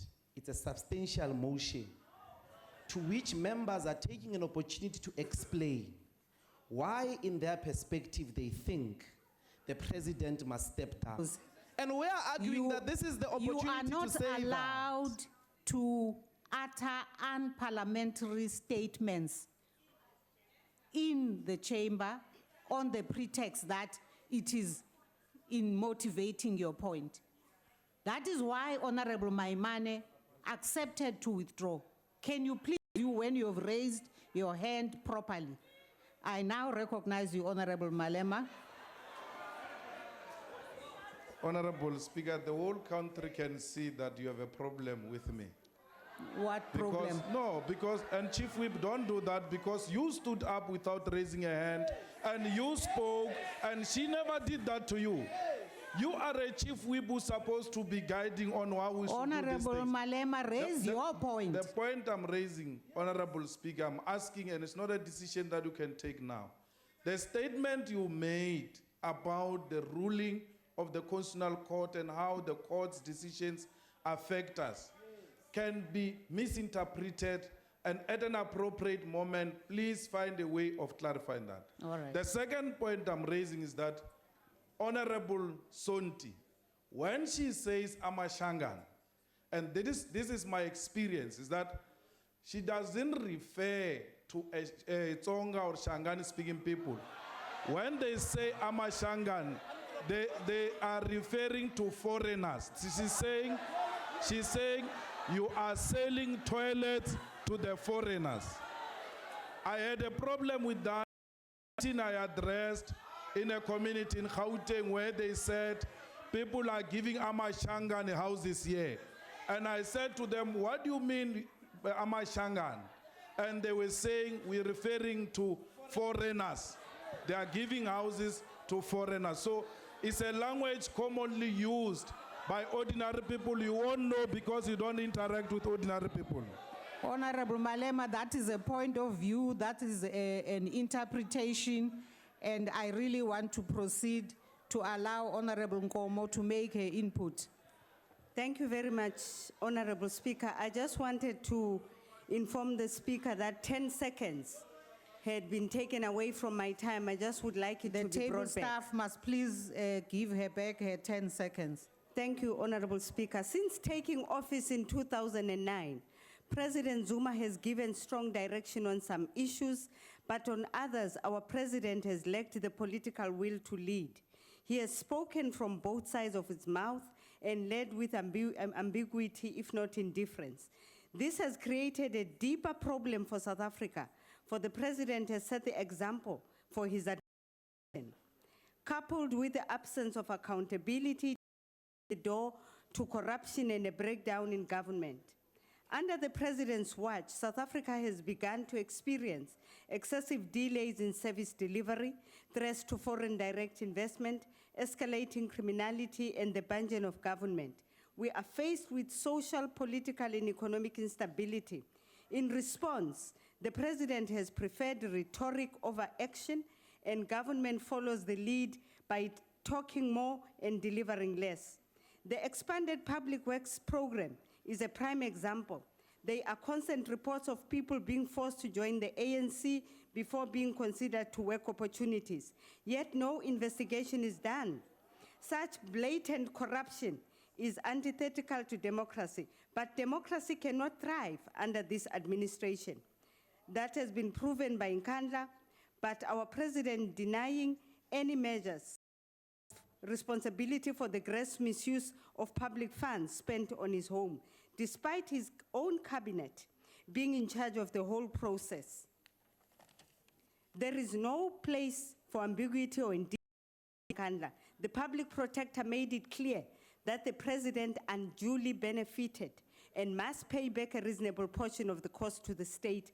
Instead of acknowledging this, the president's cabinet and the president's party have sought to discredit both the report and the public protector. We have had Nkandla and the president remains. We have had Marikana and the president remains. We have had armed security forces entering this house on the order of the national chairperson of the ruling party, using her authority as the Speaker of the National Assembly, and the president not only remains, but he left. The IFP respects the office of the president. It's painful to see it being challenged, but painful too to see it being compromised. For now, as the IFP, we cannot support this motion. Though our country is paying the price, we are on a wrong trajectory, and a bold, difficult, and selfless act is needed to break from this path and set us on a path of healing. I thank you. The Honorable Kubisa. Madam Speaker, honorable members, thank you very much. No matter how to explain it, Madam Speaker, the issue of Nkandla is still going to haunt us for many years to come. And wherever you go, people speak about it. His Excellency the President spoke about it, and he said it blatantly that he's not going to pay. But I must say, he's still going to be with us. After all, Advocate Thuli Madonsela was very generous in the recommendations. He said, pay the portion because you benefited unduly. And what is a portion? The president should have known better that the portion would have been paid by now. Pay the portion. He said so. Fowl run, chicken run, crawl, swimming pool. This is what the taxpayer is paying for. South Africans wake up every morning with the hope that things will turn for the better. But for the majority of them, it is a bizarre. Their lives remain the same with minimum or no opportunities at all. This undoubtedly undermines our democracy. Millions of South Africans are unemployed, poor, illiterate, and plagued by hunger, starvation, and many social ills, including scarcity of resources to empower them and also make their lives better. We need to revolutionize public and private institutions so that they better serve the interest of our people. The instability that characterizes the NPA, the Special Investigating Unit, the Hawks, and many other critical units tells a story of structures of governance, which spills over to every delicate organ of our state. This inability has been continuing unabatedly. The NFP is unhappy about the lackluster approach of the government to creating conditions that are conducive to job creation, poverty alleviation, and the reduction of unemployment. The government has not taken robust measures aiming at boosting and jump-starting economic growth. Our economy is very sluggish and keeps ailing, and no bold attempts are taken to boost investor confidence. Unemployment levels are above 36%. The projection is that the economy will not grow above 2% by the end of this financial year. That clearly tells a story that a lot of people will be jobless by the end of the financial year. and that stops at the door of the president. This is a bleak story that stops at the door of the President Zuma and his cabinet. This bleak story, it epitomizes the government that the president leads. Very little inject small businesses and entrepreneurship with the money that they need in order for them to grow. South Africa is yearning for visionary and purpose-driven leadership, but the president has none to offer. A little over 15 people in our country pay tax. Increase of tax, increase of fuel. No bold measures are taken, have been taken to vigilance unfortunate tendencies and corruption in our country. Corruption is rampant in the public and corporate sectors. The ANC-led government is not doing enough to curb corruption. Even in NPOs, NGOs, etc., they are giving money, they don't use it. Most of the corporate executives earn hefty salaries and huge bonuses, yet they fail and deliver. What has happened in ESCOM? If you think the NFP is exaggerating, go to ESCOM, the home of load shedding, and see how much executive earn, yet ordinary people are suffering. Nibaningi, sibaningi, singampumuza kancane sithi ukuthatha siqhubeke siye phambili. The Honorable Zulu.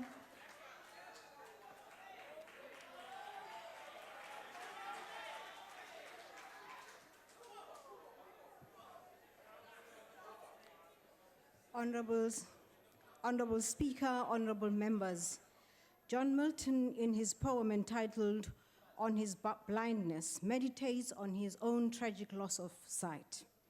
It is not his inability to see that he bemoans, but more substantially, he bemoans his loss of relevance. He aptly captures it when he says in his opening line to the sonnet, I quote, "When I consider how my light is spent," close quotes. To the DA who put this motion of no confidence in the president before us, your light is right now, the ratings on Twitter indicate, Honorable Maimani, that you are a desperate man trying to prop up a desperate party. That you are clutching for relevance. Milton speaks of his inability to see with the inner eye and his lack of ability to reason. In the case of the DA, it would be the refusal to see. In plain English, it is called an ingrained prejudice. It is well known that the Democratic Alliance has an axe to grind with President Zuma, has had it for a long time, long before he became a president. The DA has made it his business to attack and hurl insults at the president. What clearly informs the psyche of the DA is nothing more than a deep-rooted hatred for the person of the president, which he himself has called, I quote, playing the man and not the ball. Play the ball and not the man. Honorable Maimani comes here and pretends that the DA has always honored our poor president. It was the same kind of treatment that he got, which you're giving now to President Zuma, which is why he called you a Mickey Mouse party. And I wonder why that you are still a Mickey Mouse party even now. Yeah. And what I don't mind. If Goofy represents Madiba, I don't mind. You're still Mickey Mouse. What is also instructive is how you use selective examples about what it is that you want to put on the table. In the Western Cape, for the rest of 2014, this province lost 64,000 jobs while other provinces were growing. Why do you forget that? Why do you forget that? Here we are 10 months after our voters returned the ANC and its president on a landslide, debating something that the voters have concluded on. But we do so as an affirmation of the constitution of the ANC that we bequeathed to all of you. A constitution that is both tolerant and accommodating to the most misguided and insecure such as yourselves. Honorable Maimani, out there on Twitter, everybody is telling the story that you are being propped up by your chief whip. Order. Order, Honorable Minister, can you just take a seat? Pause a little. Well, Honorable the minister who zoomed around this country on a Gulfstream executive No, jet Honorable, burnt Honorable 11 Maynir. millions worth zooming around this country. Honorable and Maynir. lecturing this us on wasteful expenditure. Honorable Be Maynir, prepared please to take take your a seat. question. You clearly have no point of order. Honorable Sisulu, continue. I want to put it on Hansard that that is a batty lunatic of a member of parliament. The voters, Point of order. even Point of order, Honorable Steenhuisen. A seasoned veteran, and I mean it in the nicest possible way, of Parliament would know that that's unparliamentary, and I'd ask you that she withdraws it. Thank you. Honorable Sisulu, please withdraw. Honorable Speaker, when people make batty gestures, when we have Honorable agreed in this Sisulu, house, please. they are nothing batty. Honorable I would Sisulu, like- just withdraw, please. I Honorable withdraw Sisulu. that the member is indeed Betty. May I continue, Speaker? Please continue. He's still Betty, and you allow... Madam Speaker, with Madam respect, Madam with respect. Speaker, I also need your protection. No gestures are allowed here. Honorable- You allow these gestures, Honorable and at the Sisulu. same time... Honorable Sisulu, take a seat so I can listen to the Honorable Steenhuisen. Madam Speaker, I would venture to say to you that the word batty is within the bounds of parliamentary privilege, and I accept that. It was the Honourable Deputy Minister's assertion that the mania is a lunatic, that she must withdraw. Which she withdrew. But why are you calling her deputy minister? She's a minister. Oh, Minister. The fact is that she withdrew that he was batty.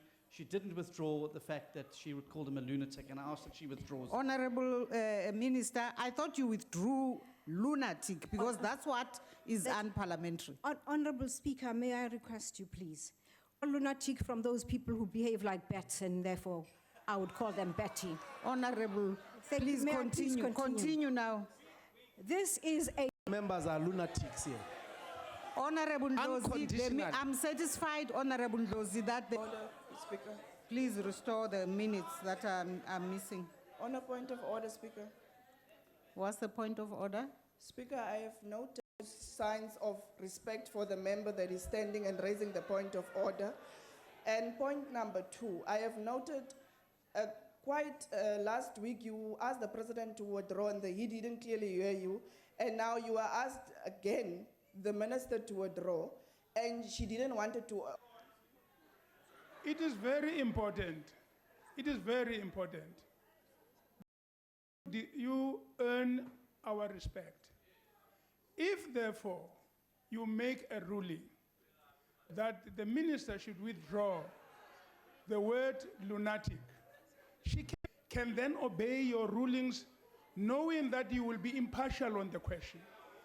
I do want to say, Madam Speaker, if you allow the minister... Actually, by the time Honorable Dozi raised the issue of the minister, I am convinced she had already done.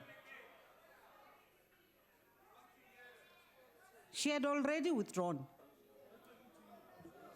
Yes, Honorable Carter. Speaker, there was not withdraw. I therefore also asked your protection against the gestures that are being conducted when, in fact, we had agreed that it would... Those gestures... Point of order, Madam Speaker. Honorable Steenhuisen, please, Honorable Steenhuisen. Honorable Steenhuisen, please, can you just assist me to proceed with this I'm house? trying to, but the minister No, has not please. the No, minister's she not has withdrawn. She didn't. She just used the opportunity to withdraw to have a go at Honourable Manian about gestures. She has not withdrawn. But gestures are wrong, Honorable That's fine, but you Steenhuisen. must rule against Honourable Mania then, but it doesn't Yes. take away from the fact that Minister Sisulu must withdraw unconditionally. Honorable Minister Sisulu has withdrawn. I'm satisfied with that. And I have not even ruled on the issue of the gestures. Honorable Dozi, please take your seat. Take your seat, Honorable Dozi. I want to proceed to finish with this debate. Yes, Honorable Speaker, I'm rising. Order. No, Honorable Dozi. The rules allow me, no? What do you want? Honorable Speaker, I put it to you. You would have said, I must say the words, I withdraw unconditionally. No, I've In an never event in said which that. if I don't, you would have said I must leave the podium. In an No. event in which I don't, Scuppered off with a tail between their legs when they realized that this was a desperate attempt. The voters indicated their confidence in the ANC and in the president. And Speaker, please, can you protect me from this noise? Honorable Minister, you are protected. Just ignore them and just complete your speech. Accountability. Accountability is a word that is bandied about by the opposition, only applying to the ANC. It applies to each and every MP who is here, because we are all paid by the taxpayers' money. The opposition imagines that the taxpayers' money is used for you, what we have. My brother has nothing to do with this.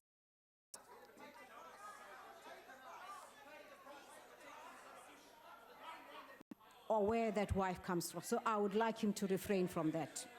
Now, let me tell you what in relation to the motion is corruption has spiraled out of control. Indeed, corruption is completely unacceptable wherever it rears its head, whatever the level it is. We, all of us, ought to be extremely concerned at all times.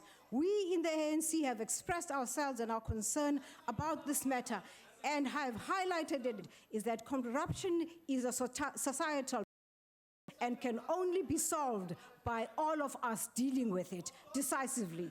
It is by its very nature very pervasive, and it corrodes every sphere of society, whether it is civil society, the private sector, or the public sector. Honorable members, let me tell you what this government has done. 1.6 billion rands. It has prevented losses of 16 billion rands. That is what we have done. It has recovered 87 million rands. In addition, it has stopped 2.60 billion, of which 18 billion was in one department. As at the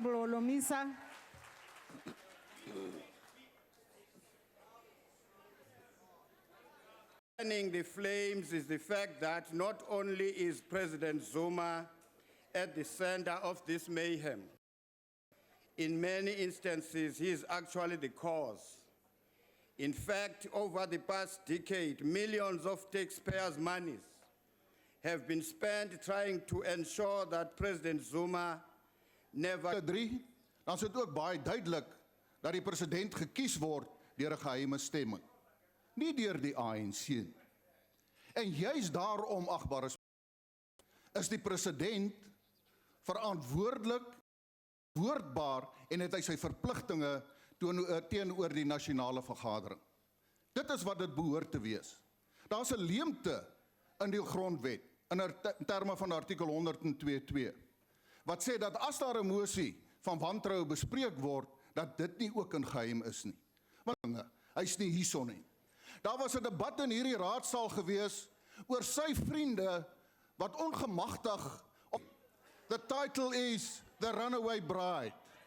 It's a bride who couldn't accept the responsibilities and the accountability of a marriage.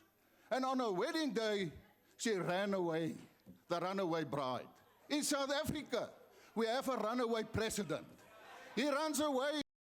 December 2012, we appeared before Justice Dennis Davis and debated this issue before the court.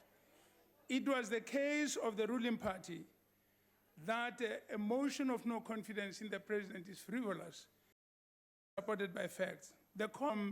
A society based on authority to one predicated upon justification, from diktat to deliberation, and of standing up to the dictate of his own oath of office.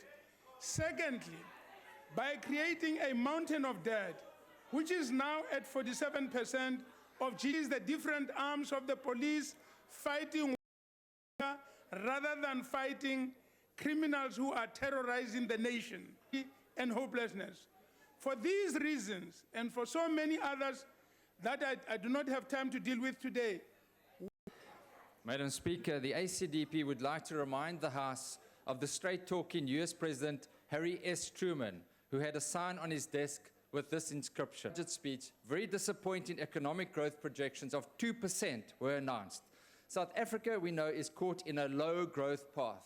Of course, some of this is due to our past, low skills, poor public service, poverty and inequality. And yes, some blame can be apportioned to the slowdown in the world end.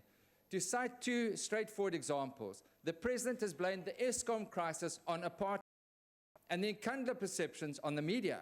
The member of the Justice Committee, I am shocked at what I've witnessed over the years regarding the politicization.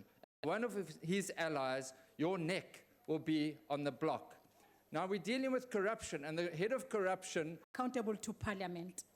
The constitutional framework establishes the executive to make policy, allocate resources, and govern the country. The legislature to make the laws, and the judiciary to settle disputes by interpretation of the law. In their wisdom, the founders of the Constitution also established a number of constitutional institutions to deepen and support democracy. The public protector is meant to investigate animal administration in state affairs. The South African Human Rights institutions, including NGOs, have held executive to account through activism, mobilization, and in certain. This year, we ranked 39th in the World Press Freedom Index, an upward move of 3 ranks. The Interparliamentary Union's Global Parliamentary Report noted that our established practices on public participation, openness, and transparency could be regarded as exemplary. During the current president's tenure, is part of moves to protect independence of the judiciary. However, this does not mean the executive cannot express an opinion disagreeing with between himself and his chief whip. They defied you openly when you entered into agreement that such denied vetting processes may lead to a vetting gate that will uncover an assassin. Thank you, Honorable Speaker. Prince Marshall, the author of the book titled The Question we must answer, not only as party representatives. Honorable Nkwankwa, Honorable Gallo, can you take a seat? Can I humbly request the members of the ruling party to contain their excitement? Honorable member, all right, honorable members, please let's just calm down and allow Honorable Gallo to address us. Honorable Gallo. That the question we must answer not only as party representatives in this house, but as a whole. In the light of the above, we must first and foremost, even voters can remove the president. Only his party can do so, as it was the case with the former president Thabo Mbeki in September 2008.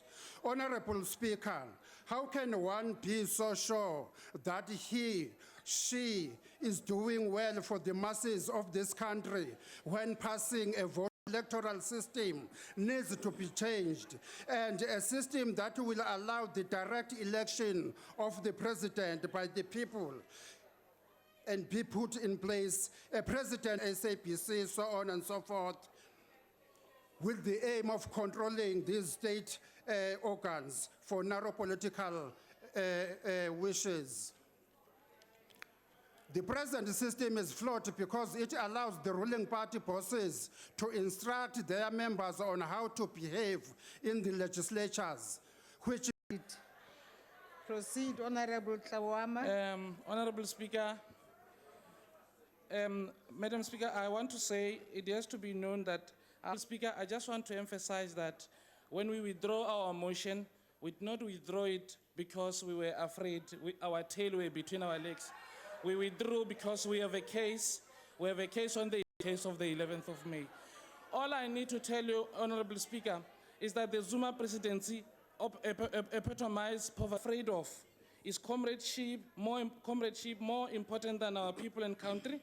His lack of leadership is obvious. His legacy corruption. 102 is that it does not stipulate the basis on which a motion of no confidence is passed.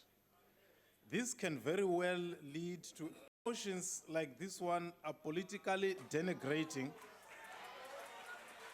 They are meant to embarrass. They are merely part of a game. There is no connect with the fundamental needs of the people. Let us take ourselves seriously. The responsibility of elected representatives is to address the grievances of the people. The APC refuses to chase after false flags. The key question or challenge facing our is the continued resistance to or lack of fundamental transformation in the socio-economic. Yes, honorable member. Sorry, honorable Godi, can you take your seat? I just want to check honorable members prepared to take a question. That you are caucusing with the Honorable, member, whether honorable member is prepared to take a question, you can't proceed and ask the question. Honorable Godi, are you prepared to take a question? No. Okay. The key question or challenge facing our democracy is the continued resistance to or lack of fundamental transformation in the socio-economic power relations, the relations of production or the ownership of the means of production. Poverty, unemployment, and inequality remain the burden of the African people in general and the working class in particular. These challenges are what should be at the center of our work here. The politics and unseemly conduct that sometimes plays itself out in this House does not advance the struggle to realize the promise of freedom. That is, a fundamental change in the material conditions of our people. Yes, revolutionary morality enjoins us to save the people, guided by the Leninist dictum of everything for the people and nothing against the people. It enjoins us to fight against corruption and the waste of public resources, for the struggle to improve the welfare and well-being of the people. That struggle, that gigantic struggle, should not be clouded of debates we're having now. I thank you. The honorable self. Madam Speaker, thank you very much. The Honourable Gordie reminds me of that very famous English expression, he who pays the piper calls the tune. Therefore, I suppose he has to pay for the tune. But we are deadly serious about the motion of no confidence, and there are many reasons why President Zuma must go. And at the time of my disposal, I will only deal with some of them. The first is that President Jacob Zuma should never have become the president of South Africa in the first place. Because prior to becoming president, he was facing over 700 charges of a serious criminal nature. 2 months before he was inaugurated, the prosecution against him was suddenly discontinued by the National Prosecuting Authority, making a mockery of the principle that all South Africans are equal before the law. Well, the DA is fighting, and we will continue to fight, to have this clearly irrational and unlawful decision set aside. Secondly, the Honourable Zuma has used every legal trick in the book and millions of rands of taxpayers' money to avoid his day in court. But this day is soon coming to a court near you. Not only that, but his private attorney is the President's special advisor paid for by the taxpayer. What advice, we wonder, does Mr. Hully give at our expense? Thirdly, and as a result, the Zuma administration has been characterized by a culture of impunity, where whether one gets prosecuted, fired, or suspended depends not on what one has done or hasn't done, but on which side of which faction within the ANC one belongs to and how slavishly one carries out the orders of number one. Look at Nkandla, look at Gupta Gate, look what's happening to the Hawks, look what's happening to poor old Mr. McBride. This culture of impunity is powerfully reinforced by President Zuma's failure to account fully and in detail to Parliament. Despite his protestations to the contrary last week, he has question time. When he gives them, his replies are evasive, generalized, and vacuous.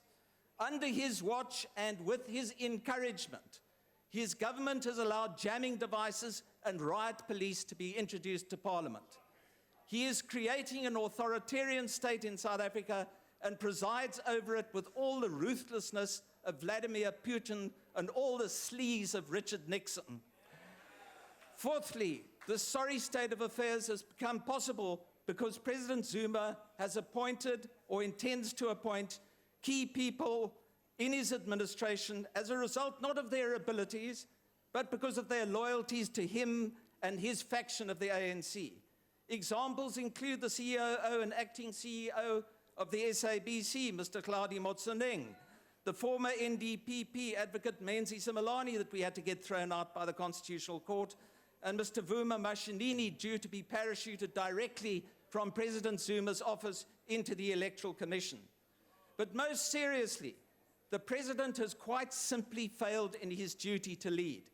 At the time where our economy is faltering, when load shedding makes it very difficult to run shops and businesses, corruption is an everyday occurrence, where tens of thousands of jobs have been lost, when deserving students can't stay at university because NSFAS has failed, when xenophobia is rearing its ugly head, when South Africans are desperate for inspiration, vision, and leadership, President Zuma giggles. Some of the participants in this debate don't seem to get how serious a liability the President is. And speakers from the ANC were particularly weak, and I'd like to address some of their comments. In particular, the Minister in the Presidency, who blamed the low growth rate in South Africa on the global economic slowdown. And he quoted Greece and Croatia and Ireland and so on. South Africa has a growth rate projected at 2%. Namibia, 5.1%. Botswana, 5.8%. Mozambique, 7.4%. Kenya, 5.7%. Why do we do worse than our neighbors? It's because of the lack of leadership, lack of inspiration, lack of vision by President Zuma. And then there was the Minister of Human Settlements. Now, she's a thin-skinned politician for somebody with so much experience. Her speech was a classic display of condescension, arrogance, and asininity. She referred to Twitter ratings, Mickey Mouse and Goofy and bats. I failed to understand what on earth she was trying to say. She quoted Milton. I'd like to quote Shakespeare. Her speech was full of sound and fury, signifying nothing.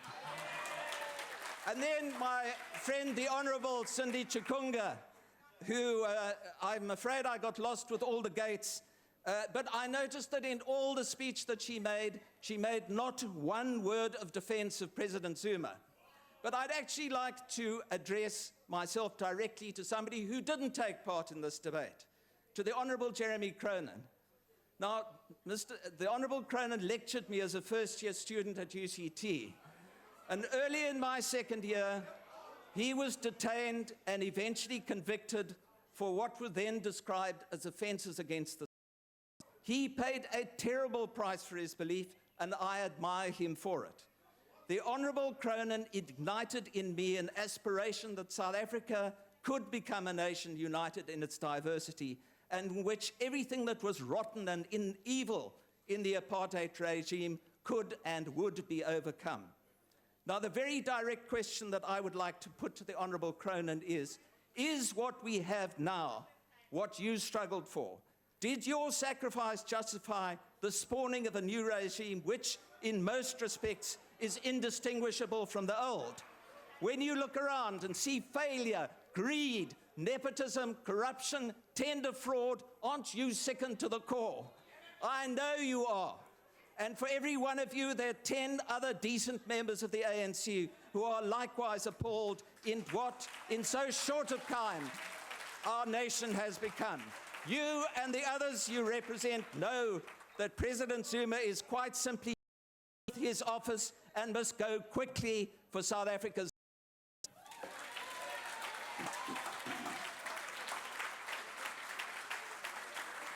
Honorable members, I wish to call on Honorable Chair, Honorable Speaker. Honorable Zimande. Can I raise a point of order? You should have raised the point of order when the honorable member was still on the podium. But I think it's important that you allow me to do that, Speaker. He's off the podium. May I address you, Honorable Speaker? On what, Honorable On Nzimande? the points that have been made by the member. No, Honorable Nzimande. He's finished and gone. Honorable JJ. Thank you, Madam Speaker, honourable members. Order, honorable members. And just to say to Honourable Self, I mean, you asked about, or you referred to Honourable Cronin's sacrifice. What was yours?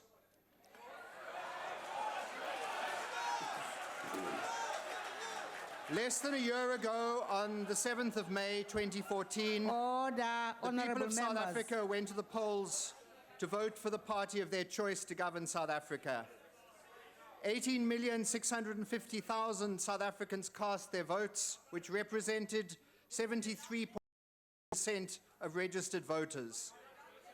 Of these, 11.47 or almost 11.437 million, or 62% of the voters, voted for the African National Congress, led by President Jacob, to govern South Africa. An overwhelming victory. The DA got just over 4 million votes, to be precise, 4,091,000. That amounted to 22.23% of the vote. Before the 2014 elections, the DA confidently proclaimed that it expected to almost double its national vote to about 30%. The DA couldn't even reach 30%, it only got 22%. So if the Honourable Maimane wants to talk about no confidence, the voting public clearly had no confidence in the DA. The mighty Achang,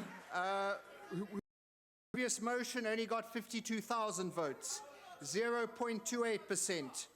And the EFF, who make a lot of noise here, and whose Honourable Member Sonti is now describing Shangans, one of the population groups of our country, as foreigners, got 1.169 million votes, or 6.35% of the vote. Order. What's the point of order, Honorable Ndlozi? Honorable Chairperson, the honorable member is casting aspersions on the Honorable Sonti. We clarified, Honorable Speaker, that the anthropology of language in the townships, particularly in Gauteng, is such that that language refers to foreign African nationals. Order. And therefore he's out of order, Madam Honorable Speaker, order. Chairperson, because the implication is that we are xenophobic when we are not. Order. Honorable Ndlozi, you are actually, take a seat. You keep raising the issue of Honorable Sonti. Sonti is a different matter. No, I'm saying you keep raising the issue of of Honorable Sonti. You keep raising it. I mean, you keep reacting to people who are on the podium and on the issue of Honorable Sonti. That's a point Speaker, of debate. Can you please resolve that matter of that man that side? No, sit Can down. you please sit down? Take a seat, Honorable Member. Honorable Masina. Honorable Masina, please take a seat. Let Honorable Jeffrey please continue with his speech. Thanks. But so I referred to the 2014 election and the overwhelming victory, but here we are debating a motion of no confidence in the president. Obviously, the almost 38% of the voters who didn't vote for the ANC, and that includes, I would imagine, most of the opposition members of this House and a number of the commentators, did not want him to be president. One can assume that most still not want him to be president. But Madam Speaker, unfortunately for the DA, the people of South Africa spoke 10 months ago. Nothing has substantially changed in terms of the points being raised by opposition speakers. And Honourable Maimane, you are trying to undo the election results by this motion. You are being disrespectful of democracy and contemptuous of the voters of South Africa by moving this motion of confidence. And incidentally, Honourable Maimane, you liked referring to or claimed that the President keeps saying he doesn't know when he doesn't want to take responsibility for something. I assume if you had answered the question around the drugs in your church, your response would have been, I did not know. The embarrassing disgrace that was the Achang motion, which we were meant to debate a fortnight ago, only served to affirm our long-standing view that such motions are in abuse of Section 102 of the Constitution and a waste of Parliament's valuable time. And in this regard, I think it shows up the inadequacy of the majority judgment in the Constitutional Court that any member may bring a motion of no confidence without restrictions or thresholds. To call for a division, you need a threshold, but to bring a motion of no confidence, which must be debated, you don't need one. And incidentally, with Achang, I don't think many members of the public know who they are. They voted for somebody else, another lady who's gone, and those two members are fighting each other and taking each other to court. A lot of Parliament's time has been wasted around Achang's motion, and this second motion from the DA further distracts Parliament from the real business of addressing challenges confronting many South Africans. But of course, the DA is used to wasting Parliament's time. Motions of no confidence, walking out of plenaries and committees, intentionally trying to prevent quorums. It seems as if they resort to these tactics because their arguments have no substance. I was meant to be speaking on the accusation made in the motion on the right of access to quality education having been violated. Honourable Maimane and Honourable Self said very little about that, or if anything, so I'm not going to say much. There are a lot of challenges with education, but there's a lot that has been done. Increased access to education with over 8 million learners in our no-free schools, up from 5 million in 2009. Increasing student enrollment at universities from 837,000 in 2009 to 938,000 in the 2012-13 financial year. Increasing the amount of money given to NSFAS and the number of students at university. Increasing the pass rate and so on. I imagine you didn't want to talk much about education because of the problems in the Western Cape. The embarrassing issue of the Bonnievale primary situation of a high school in Bonnievale, and the fact that it's taken you years to accommodate learners from that school in a prefabricated classroom. And I understand there are similar issues in Piketberg.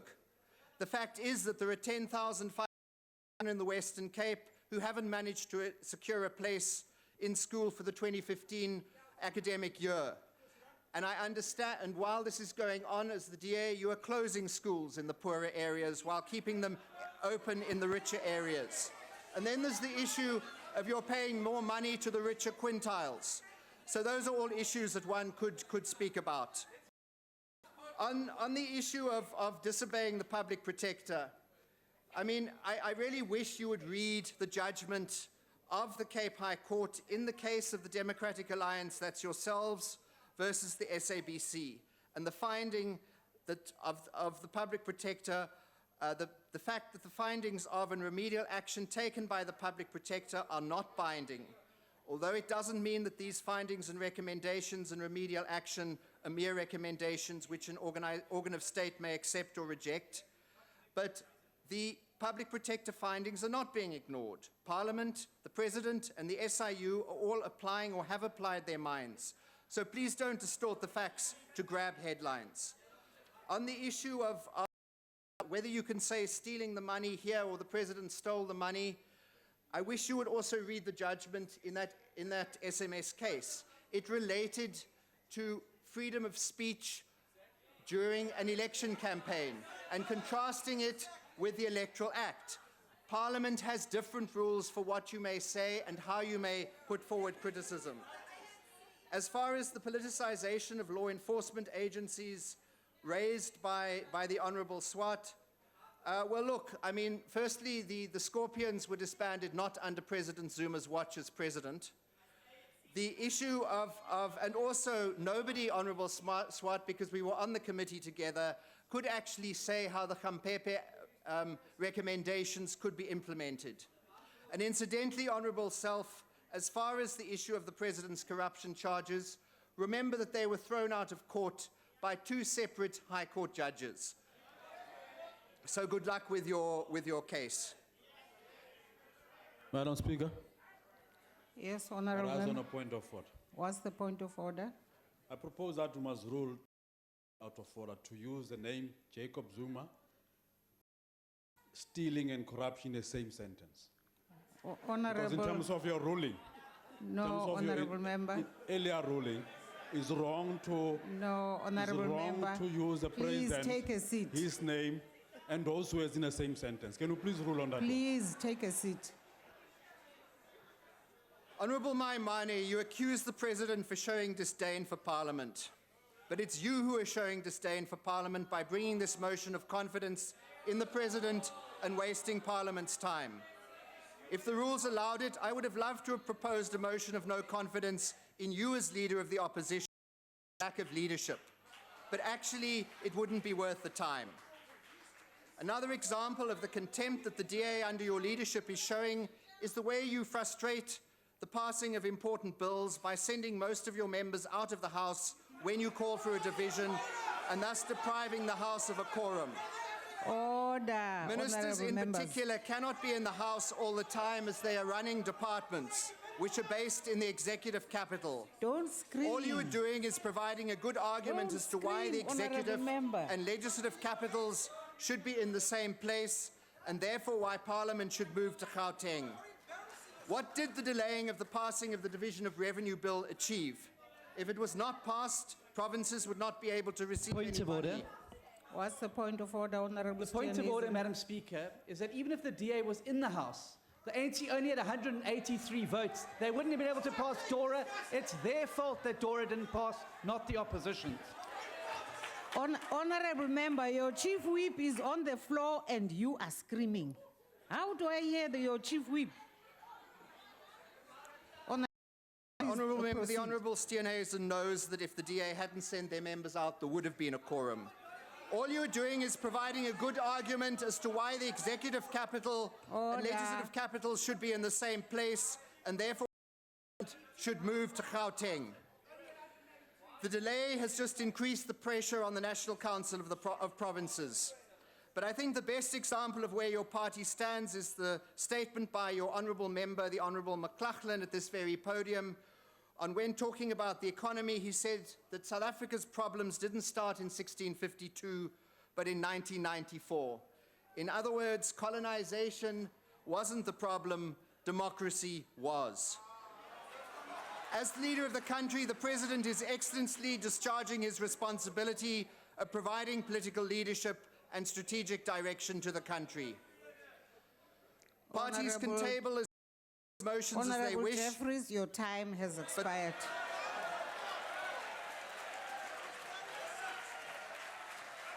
The Honorable, the Leader of the Opposition.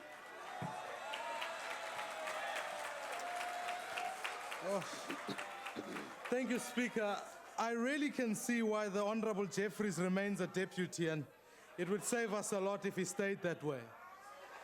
Honorable members, here's your simple choice. On your podium, you can face yes or no. On the matter of drugs, I will fight drugs wherever I go. Wherever I go, we will fight them. But be that as it may. Order. The choice is yes or no on your podium. And here's the choices. Yes, the president is a thief, or no, the president isn't a thief. If you want the motion to stand, yes, he must go face charges of corruption, or no, the president must face charges of corruption. Honorable Yes, the Speaker. president has broken democracy. Order. Speaker. Honorable, yes. Honorable, take a seat. Honorable Maimane. Honorable Sisulu. Honorable Speaker, you did rule on the issue of the word thief. You did rule. Yes. Please again to rule. In the same way as we would not be allowed to say that the Honorable Maimane is a drug dealer, we will not allow him to say the president is a thief either. Honorable Maimane. Yes, Honorable Speaker. Maimane, did you say the Honorable President is a I thief? said people have a choice to vote. Vote yes if they believe the president is a thief, or no if they don't believe he's a thief. Yes. It's their choice to But vote. Honorable Maimane, you are bringing back the statement we had agreed you withdraw. You are introducing back that issue which I had asked you to withdraw. I'm putting a choice to withdraw, Honorable Speaker. Okay. You can choose either Nkandla or you can choose the people of South Africa in their houses. Honorable That Speaker. remains your choice. Honorable Speaker. Can you just stop the clock? Yes. Honorable Ndlozi. Thanks, Honorable Speaker. The Honorable Deputy Minister of Justice argued there, Honorable Speaker, that the judgment of the Constitutional Court had to do with freedom of speech. I put it to you, Honorable Speaker, to Rule 44, members of Parliament in terms of the provisions of the Constitution in as far as freedom of speech. They are saying unparliamentary I hear you speak. statements. Don't interject. I want to finish. So I'm saying that, Honorable Speaker, there is a substantial difference between saying the president is a thief and saying people have an option to vote whether the president is a thief or not. And I put it to you, that's exactly what the Honorable Deputy Minister kept saying, that we will be wrong to refer to the president as a thief. No one called him to order because he was not saying the president's a thief, although many of us think so, you know. So you must be consistent in the application of the rules, Honorable Chairperson. Honorable Maimani can say, is the president a thief or not? It's a question.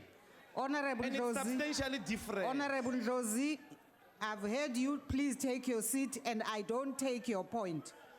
Honorable Maimane, please proceed. You can choose yes in support of the Guptas or no if you say that the president is only favoring the Guptas, then I want the president removed. But or you can vote no and say the Guptas must have free reign. Honorable members, the choice today is whether we choose President Zuma or we choose the people of South Africa. I choose South Africa and I say President Zuma must go.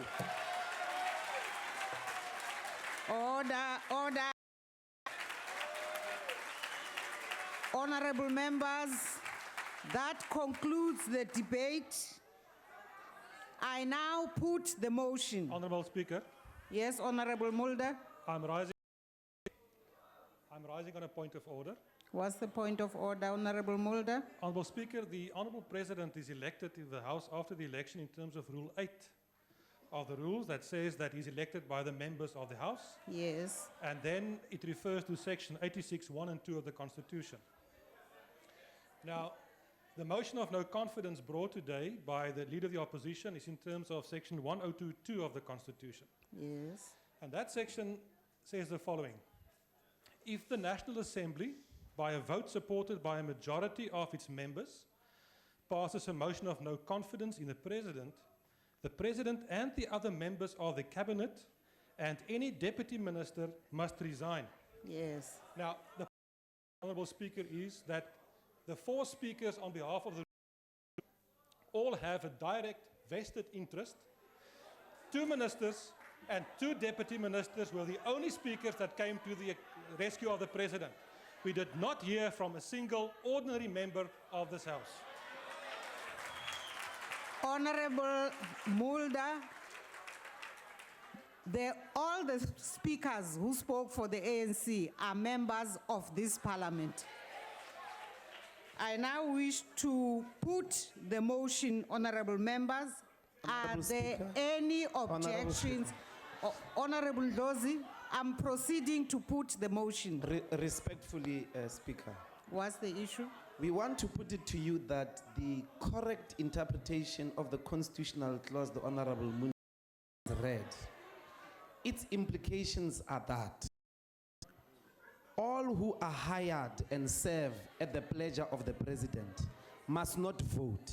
Members of the Cabinet and deputy ministers and ministers must not vote because they have a vested interest in that the plate of food that they eat on their night is provided by the President. So they have no conscience to participate in terms of vote on this motion. We appreciate their input, but we would put it to you, Honorable Speaker, that ministers and deputy ministers must not participate in this debate. They are hired by the President. Honorable You might argue a point, but there is no rule providing for your point. These are all members of this House. These are all members of Parliament. And as such, they enjoy the same rights as other members of Parliament. Honorable Speaker, Honorable Malema. but the Constitution is higher than the rules.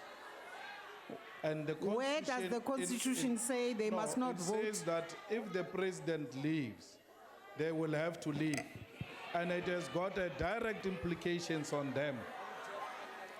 You know? Honorable Malema. Comrade Jeff, you know very well that if the president leaves, you are going. Honorable members, please allow me to proceed with the motion, Honorable Sisulu.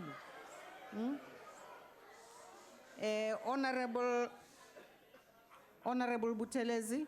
Honorable Speaker, I just wanted to ask a question. Honorable. I just wanted to know, because I'm a bit confused, whether, in fact, if all the deputy ministers and ministers didn't vote, whether, in fact, the ANC would not be in the majority. Because otherwise, I have a right to ask a question. You have no right to shout at me.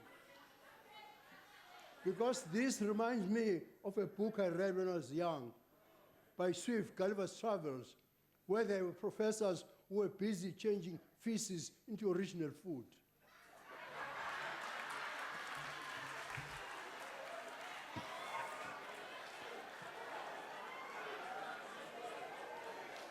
Honorable members, I believe, honorable, that we should proceed with the motion, then we will find out how we will fare after that. And honorable members, I now put the motion. Are there any objections to the motion?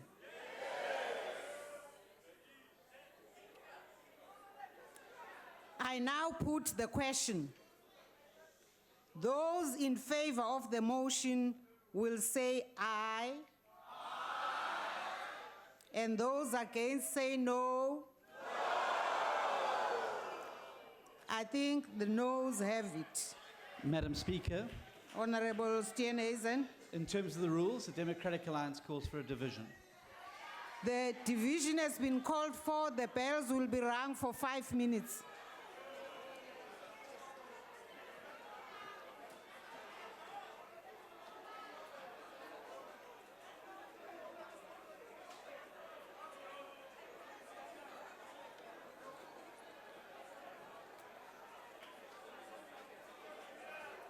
I don't want to put.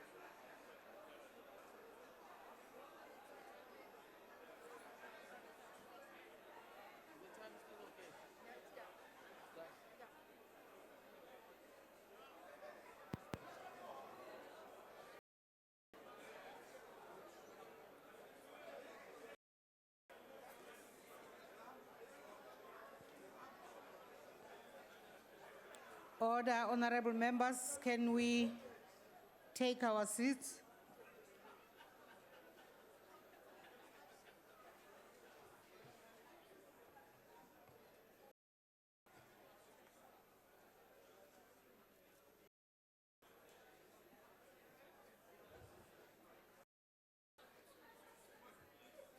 I would like to remind members that they may only vote from their allocated seats.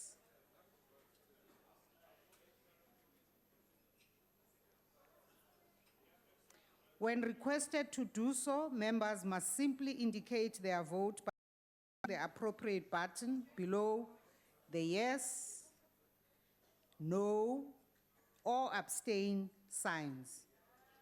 If a member inadvertently presses the wrong button, the member may thereafter press the correct button. The last button pressed will be recorded as the member's vote when the voting session is closed by the chair. The question before the House is that the motion of the leader of the opposition be agreed to. Are all members in their allocated seats voting?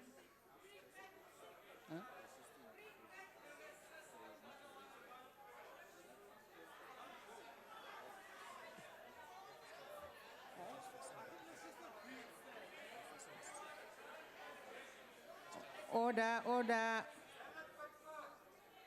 They are just making sure the system is ready for us in this very critical vote.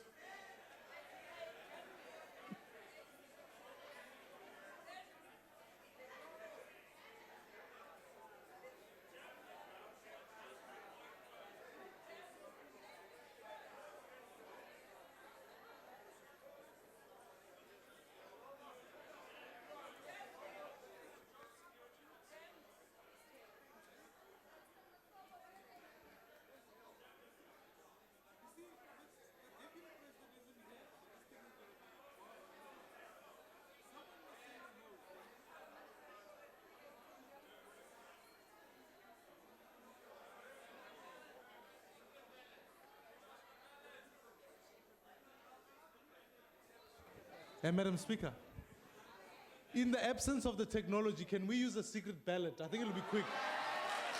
It'll be quicker.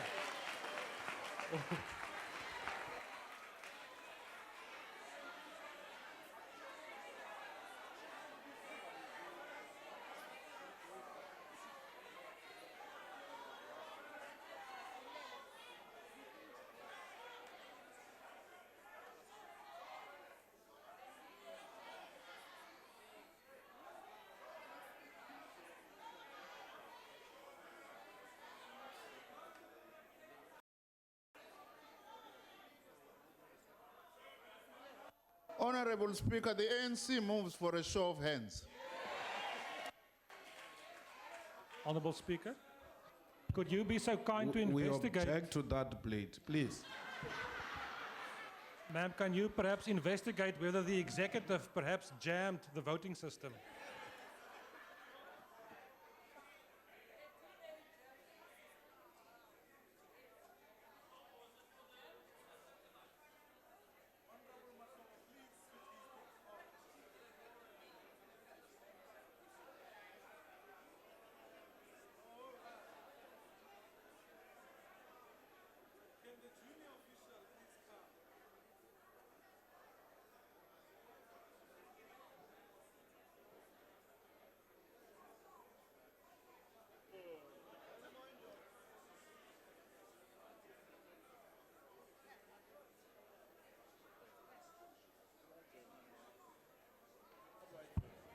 Honorable Speaker, can the ANC explain what's the problem with the secret ballot? I mean, really? What is the crisis with the secret ballot? Angry, that's how we voted for number 1. So let's do secret ballot again, Honorable Speaker, because looks like the system has been jammed. I said before there is a problem of service delivery in Parliament. Ballot will be key in the manual form. Honorable members, Honorable Josie, Honorable Sisulu, please can you take your seats? The system is freezing. So the engineers have been called. Honorable Speaker, may I address you?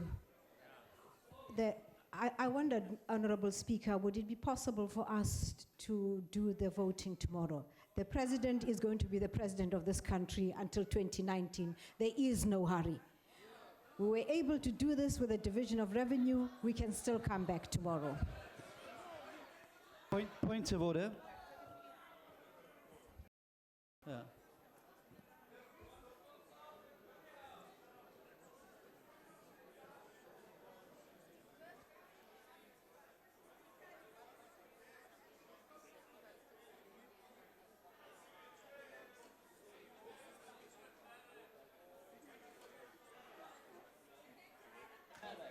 Point of order, Madam Speaker. Yes, Honorable Steenhuisen, Madam what's the Speaker, point of order? I think it's important to place on record that we do not support the motion moved by the Honourable Sisulu.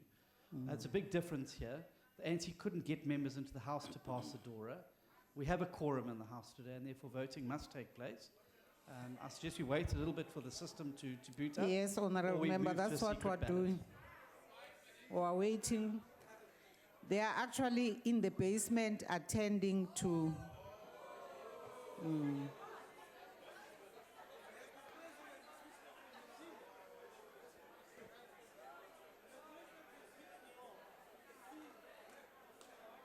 Honourable Speaker.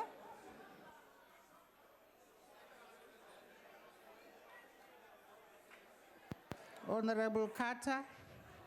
Honourable Speaker, could we possibly put a time frame to it? If you're in a board meeting and a system fails, you then go to a manual system. So can we put a time frame to it? We know that, but we're not yet there.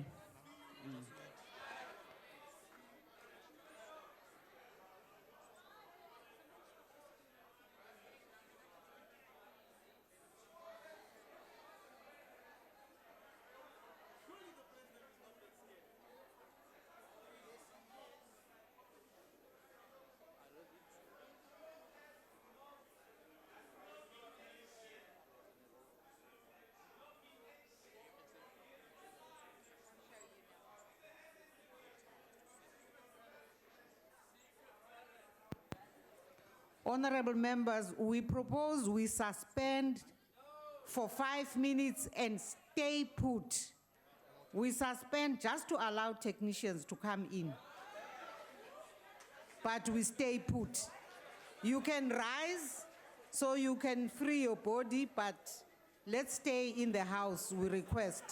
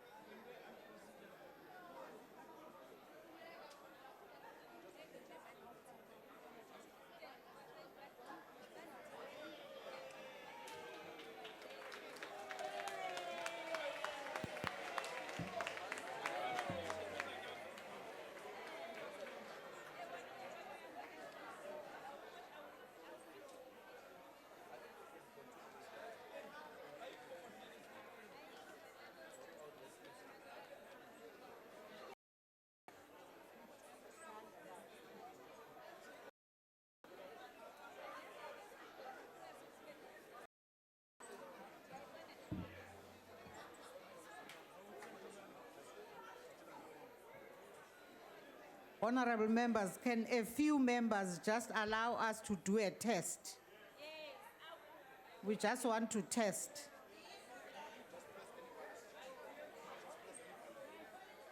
Can we allow Honorable and other members to just press yes?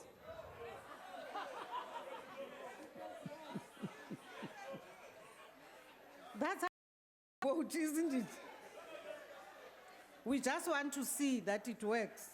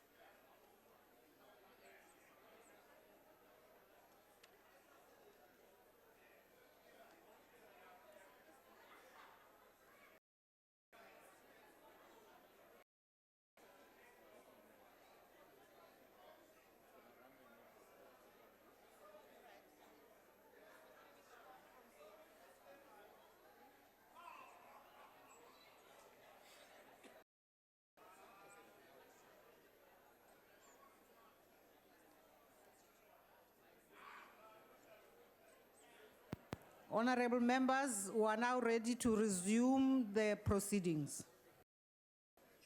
Voting will now commence.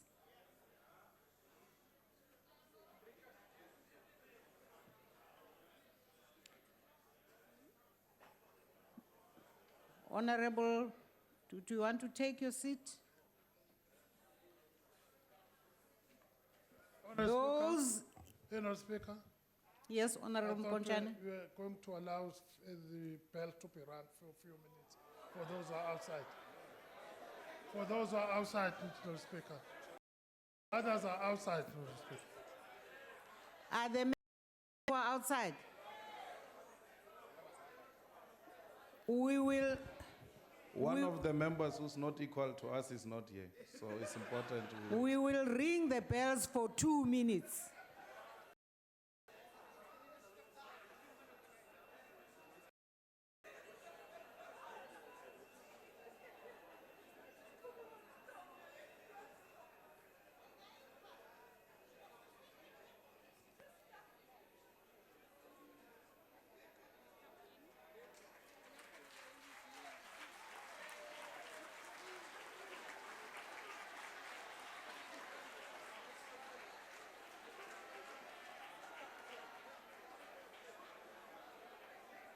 No, Honorable Speaker, I wanted you to explain that we're clapping hands for Shenge because he has been just voted the President of the Republic.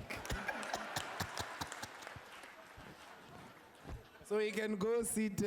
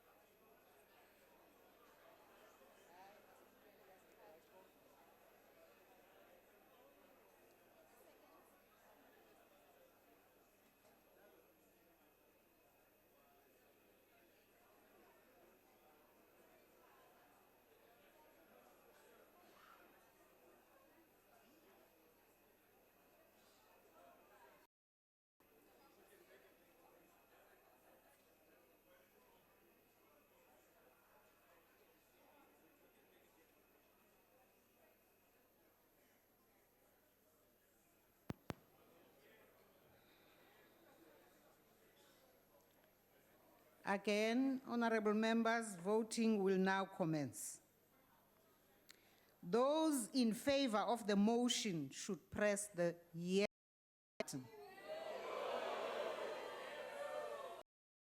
Those against should press the no button.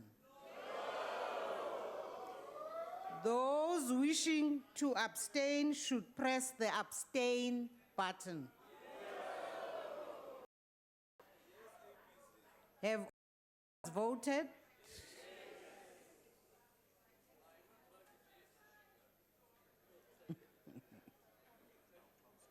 Thank you. The voting session is now closed.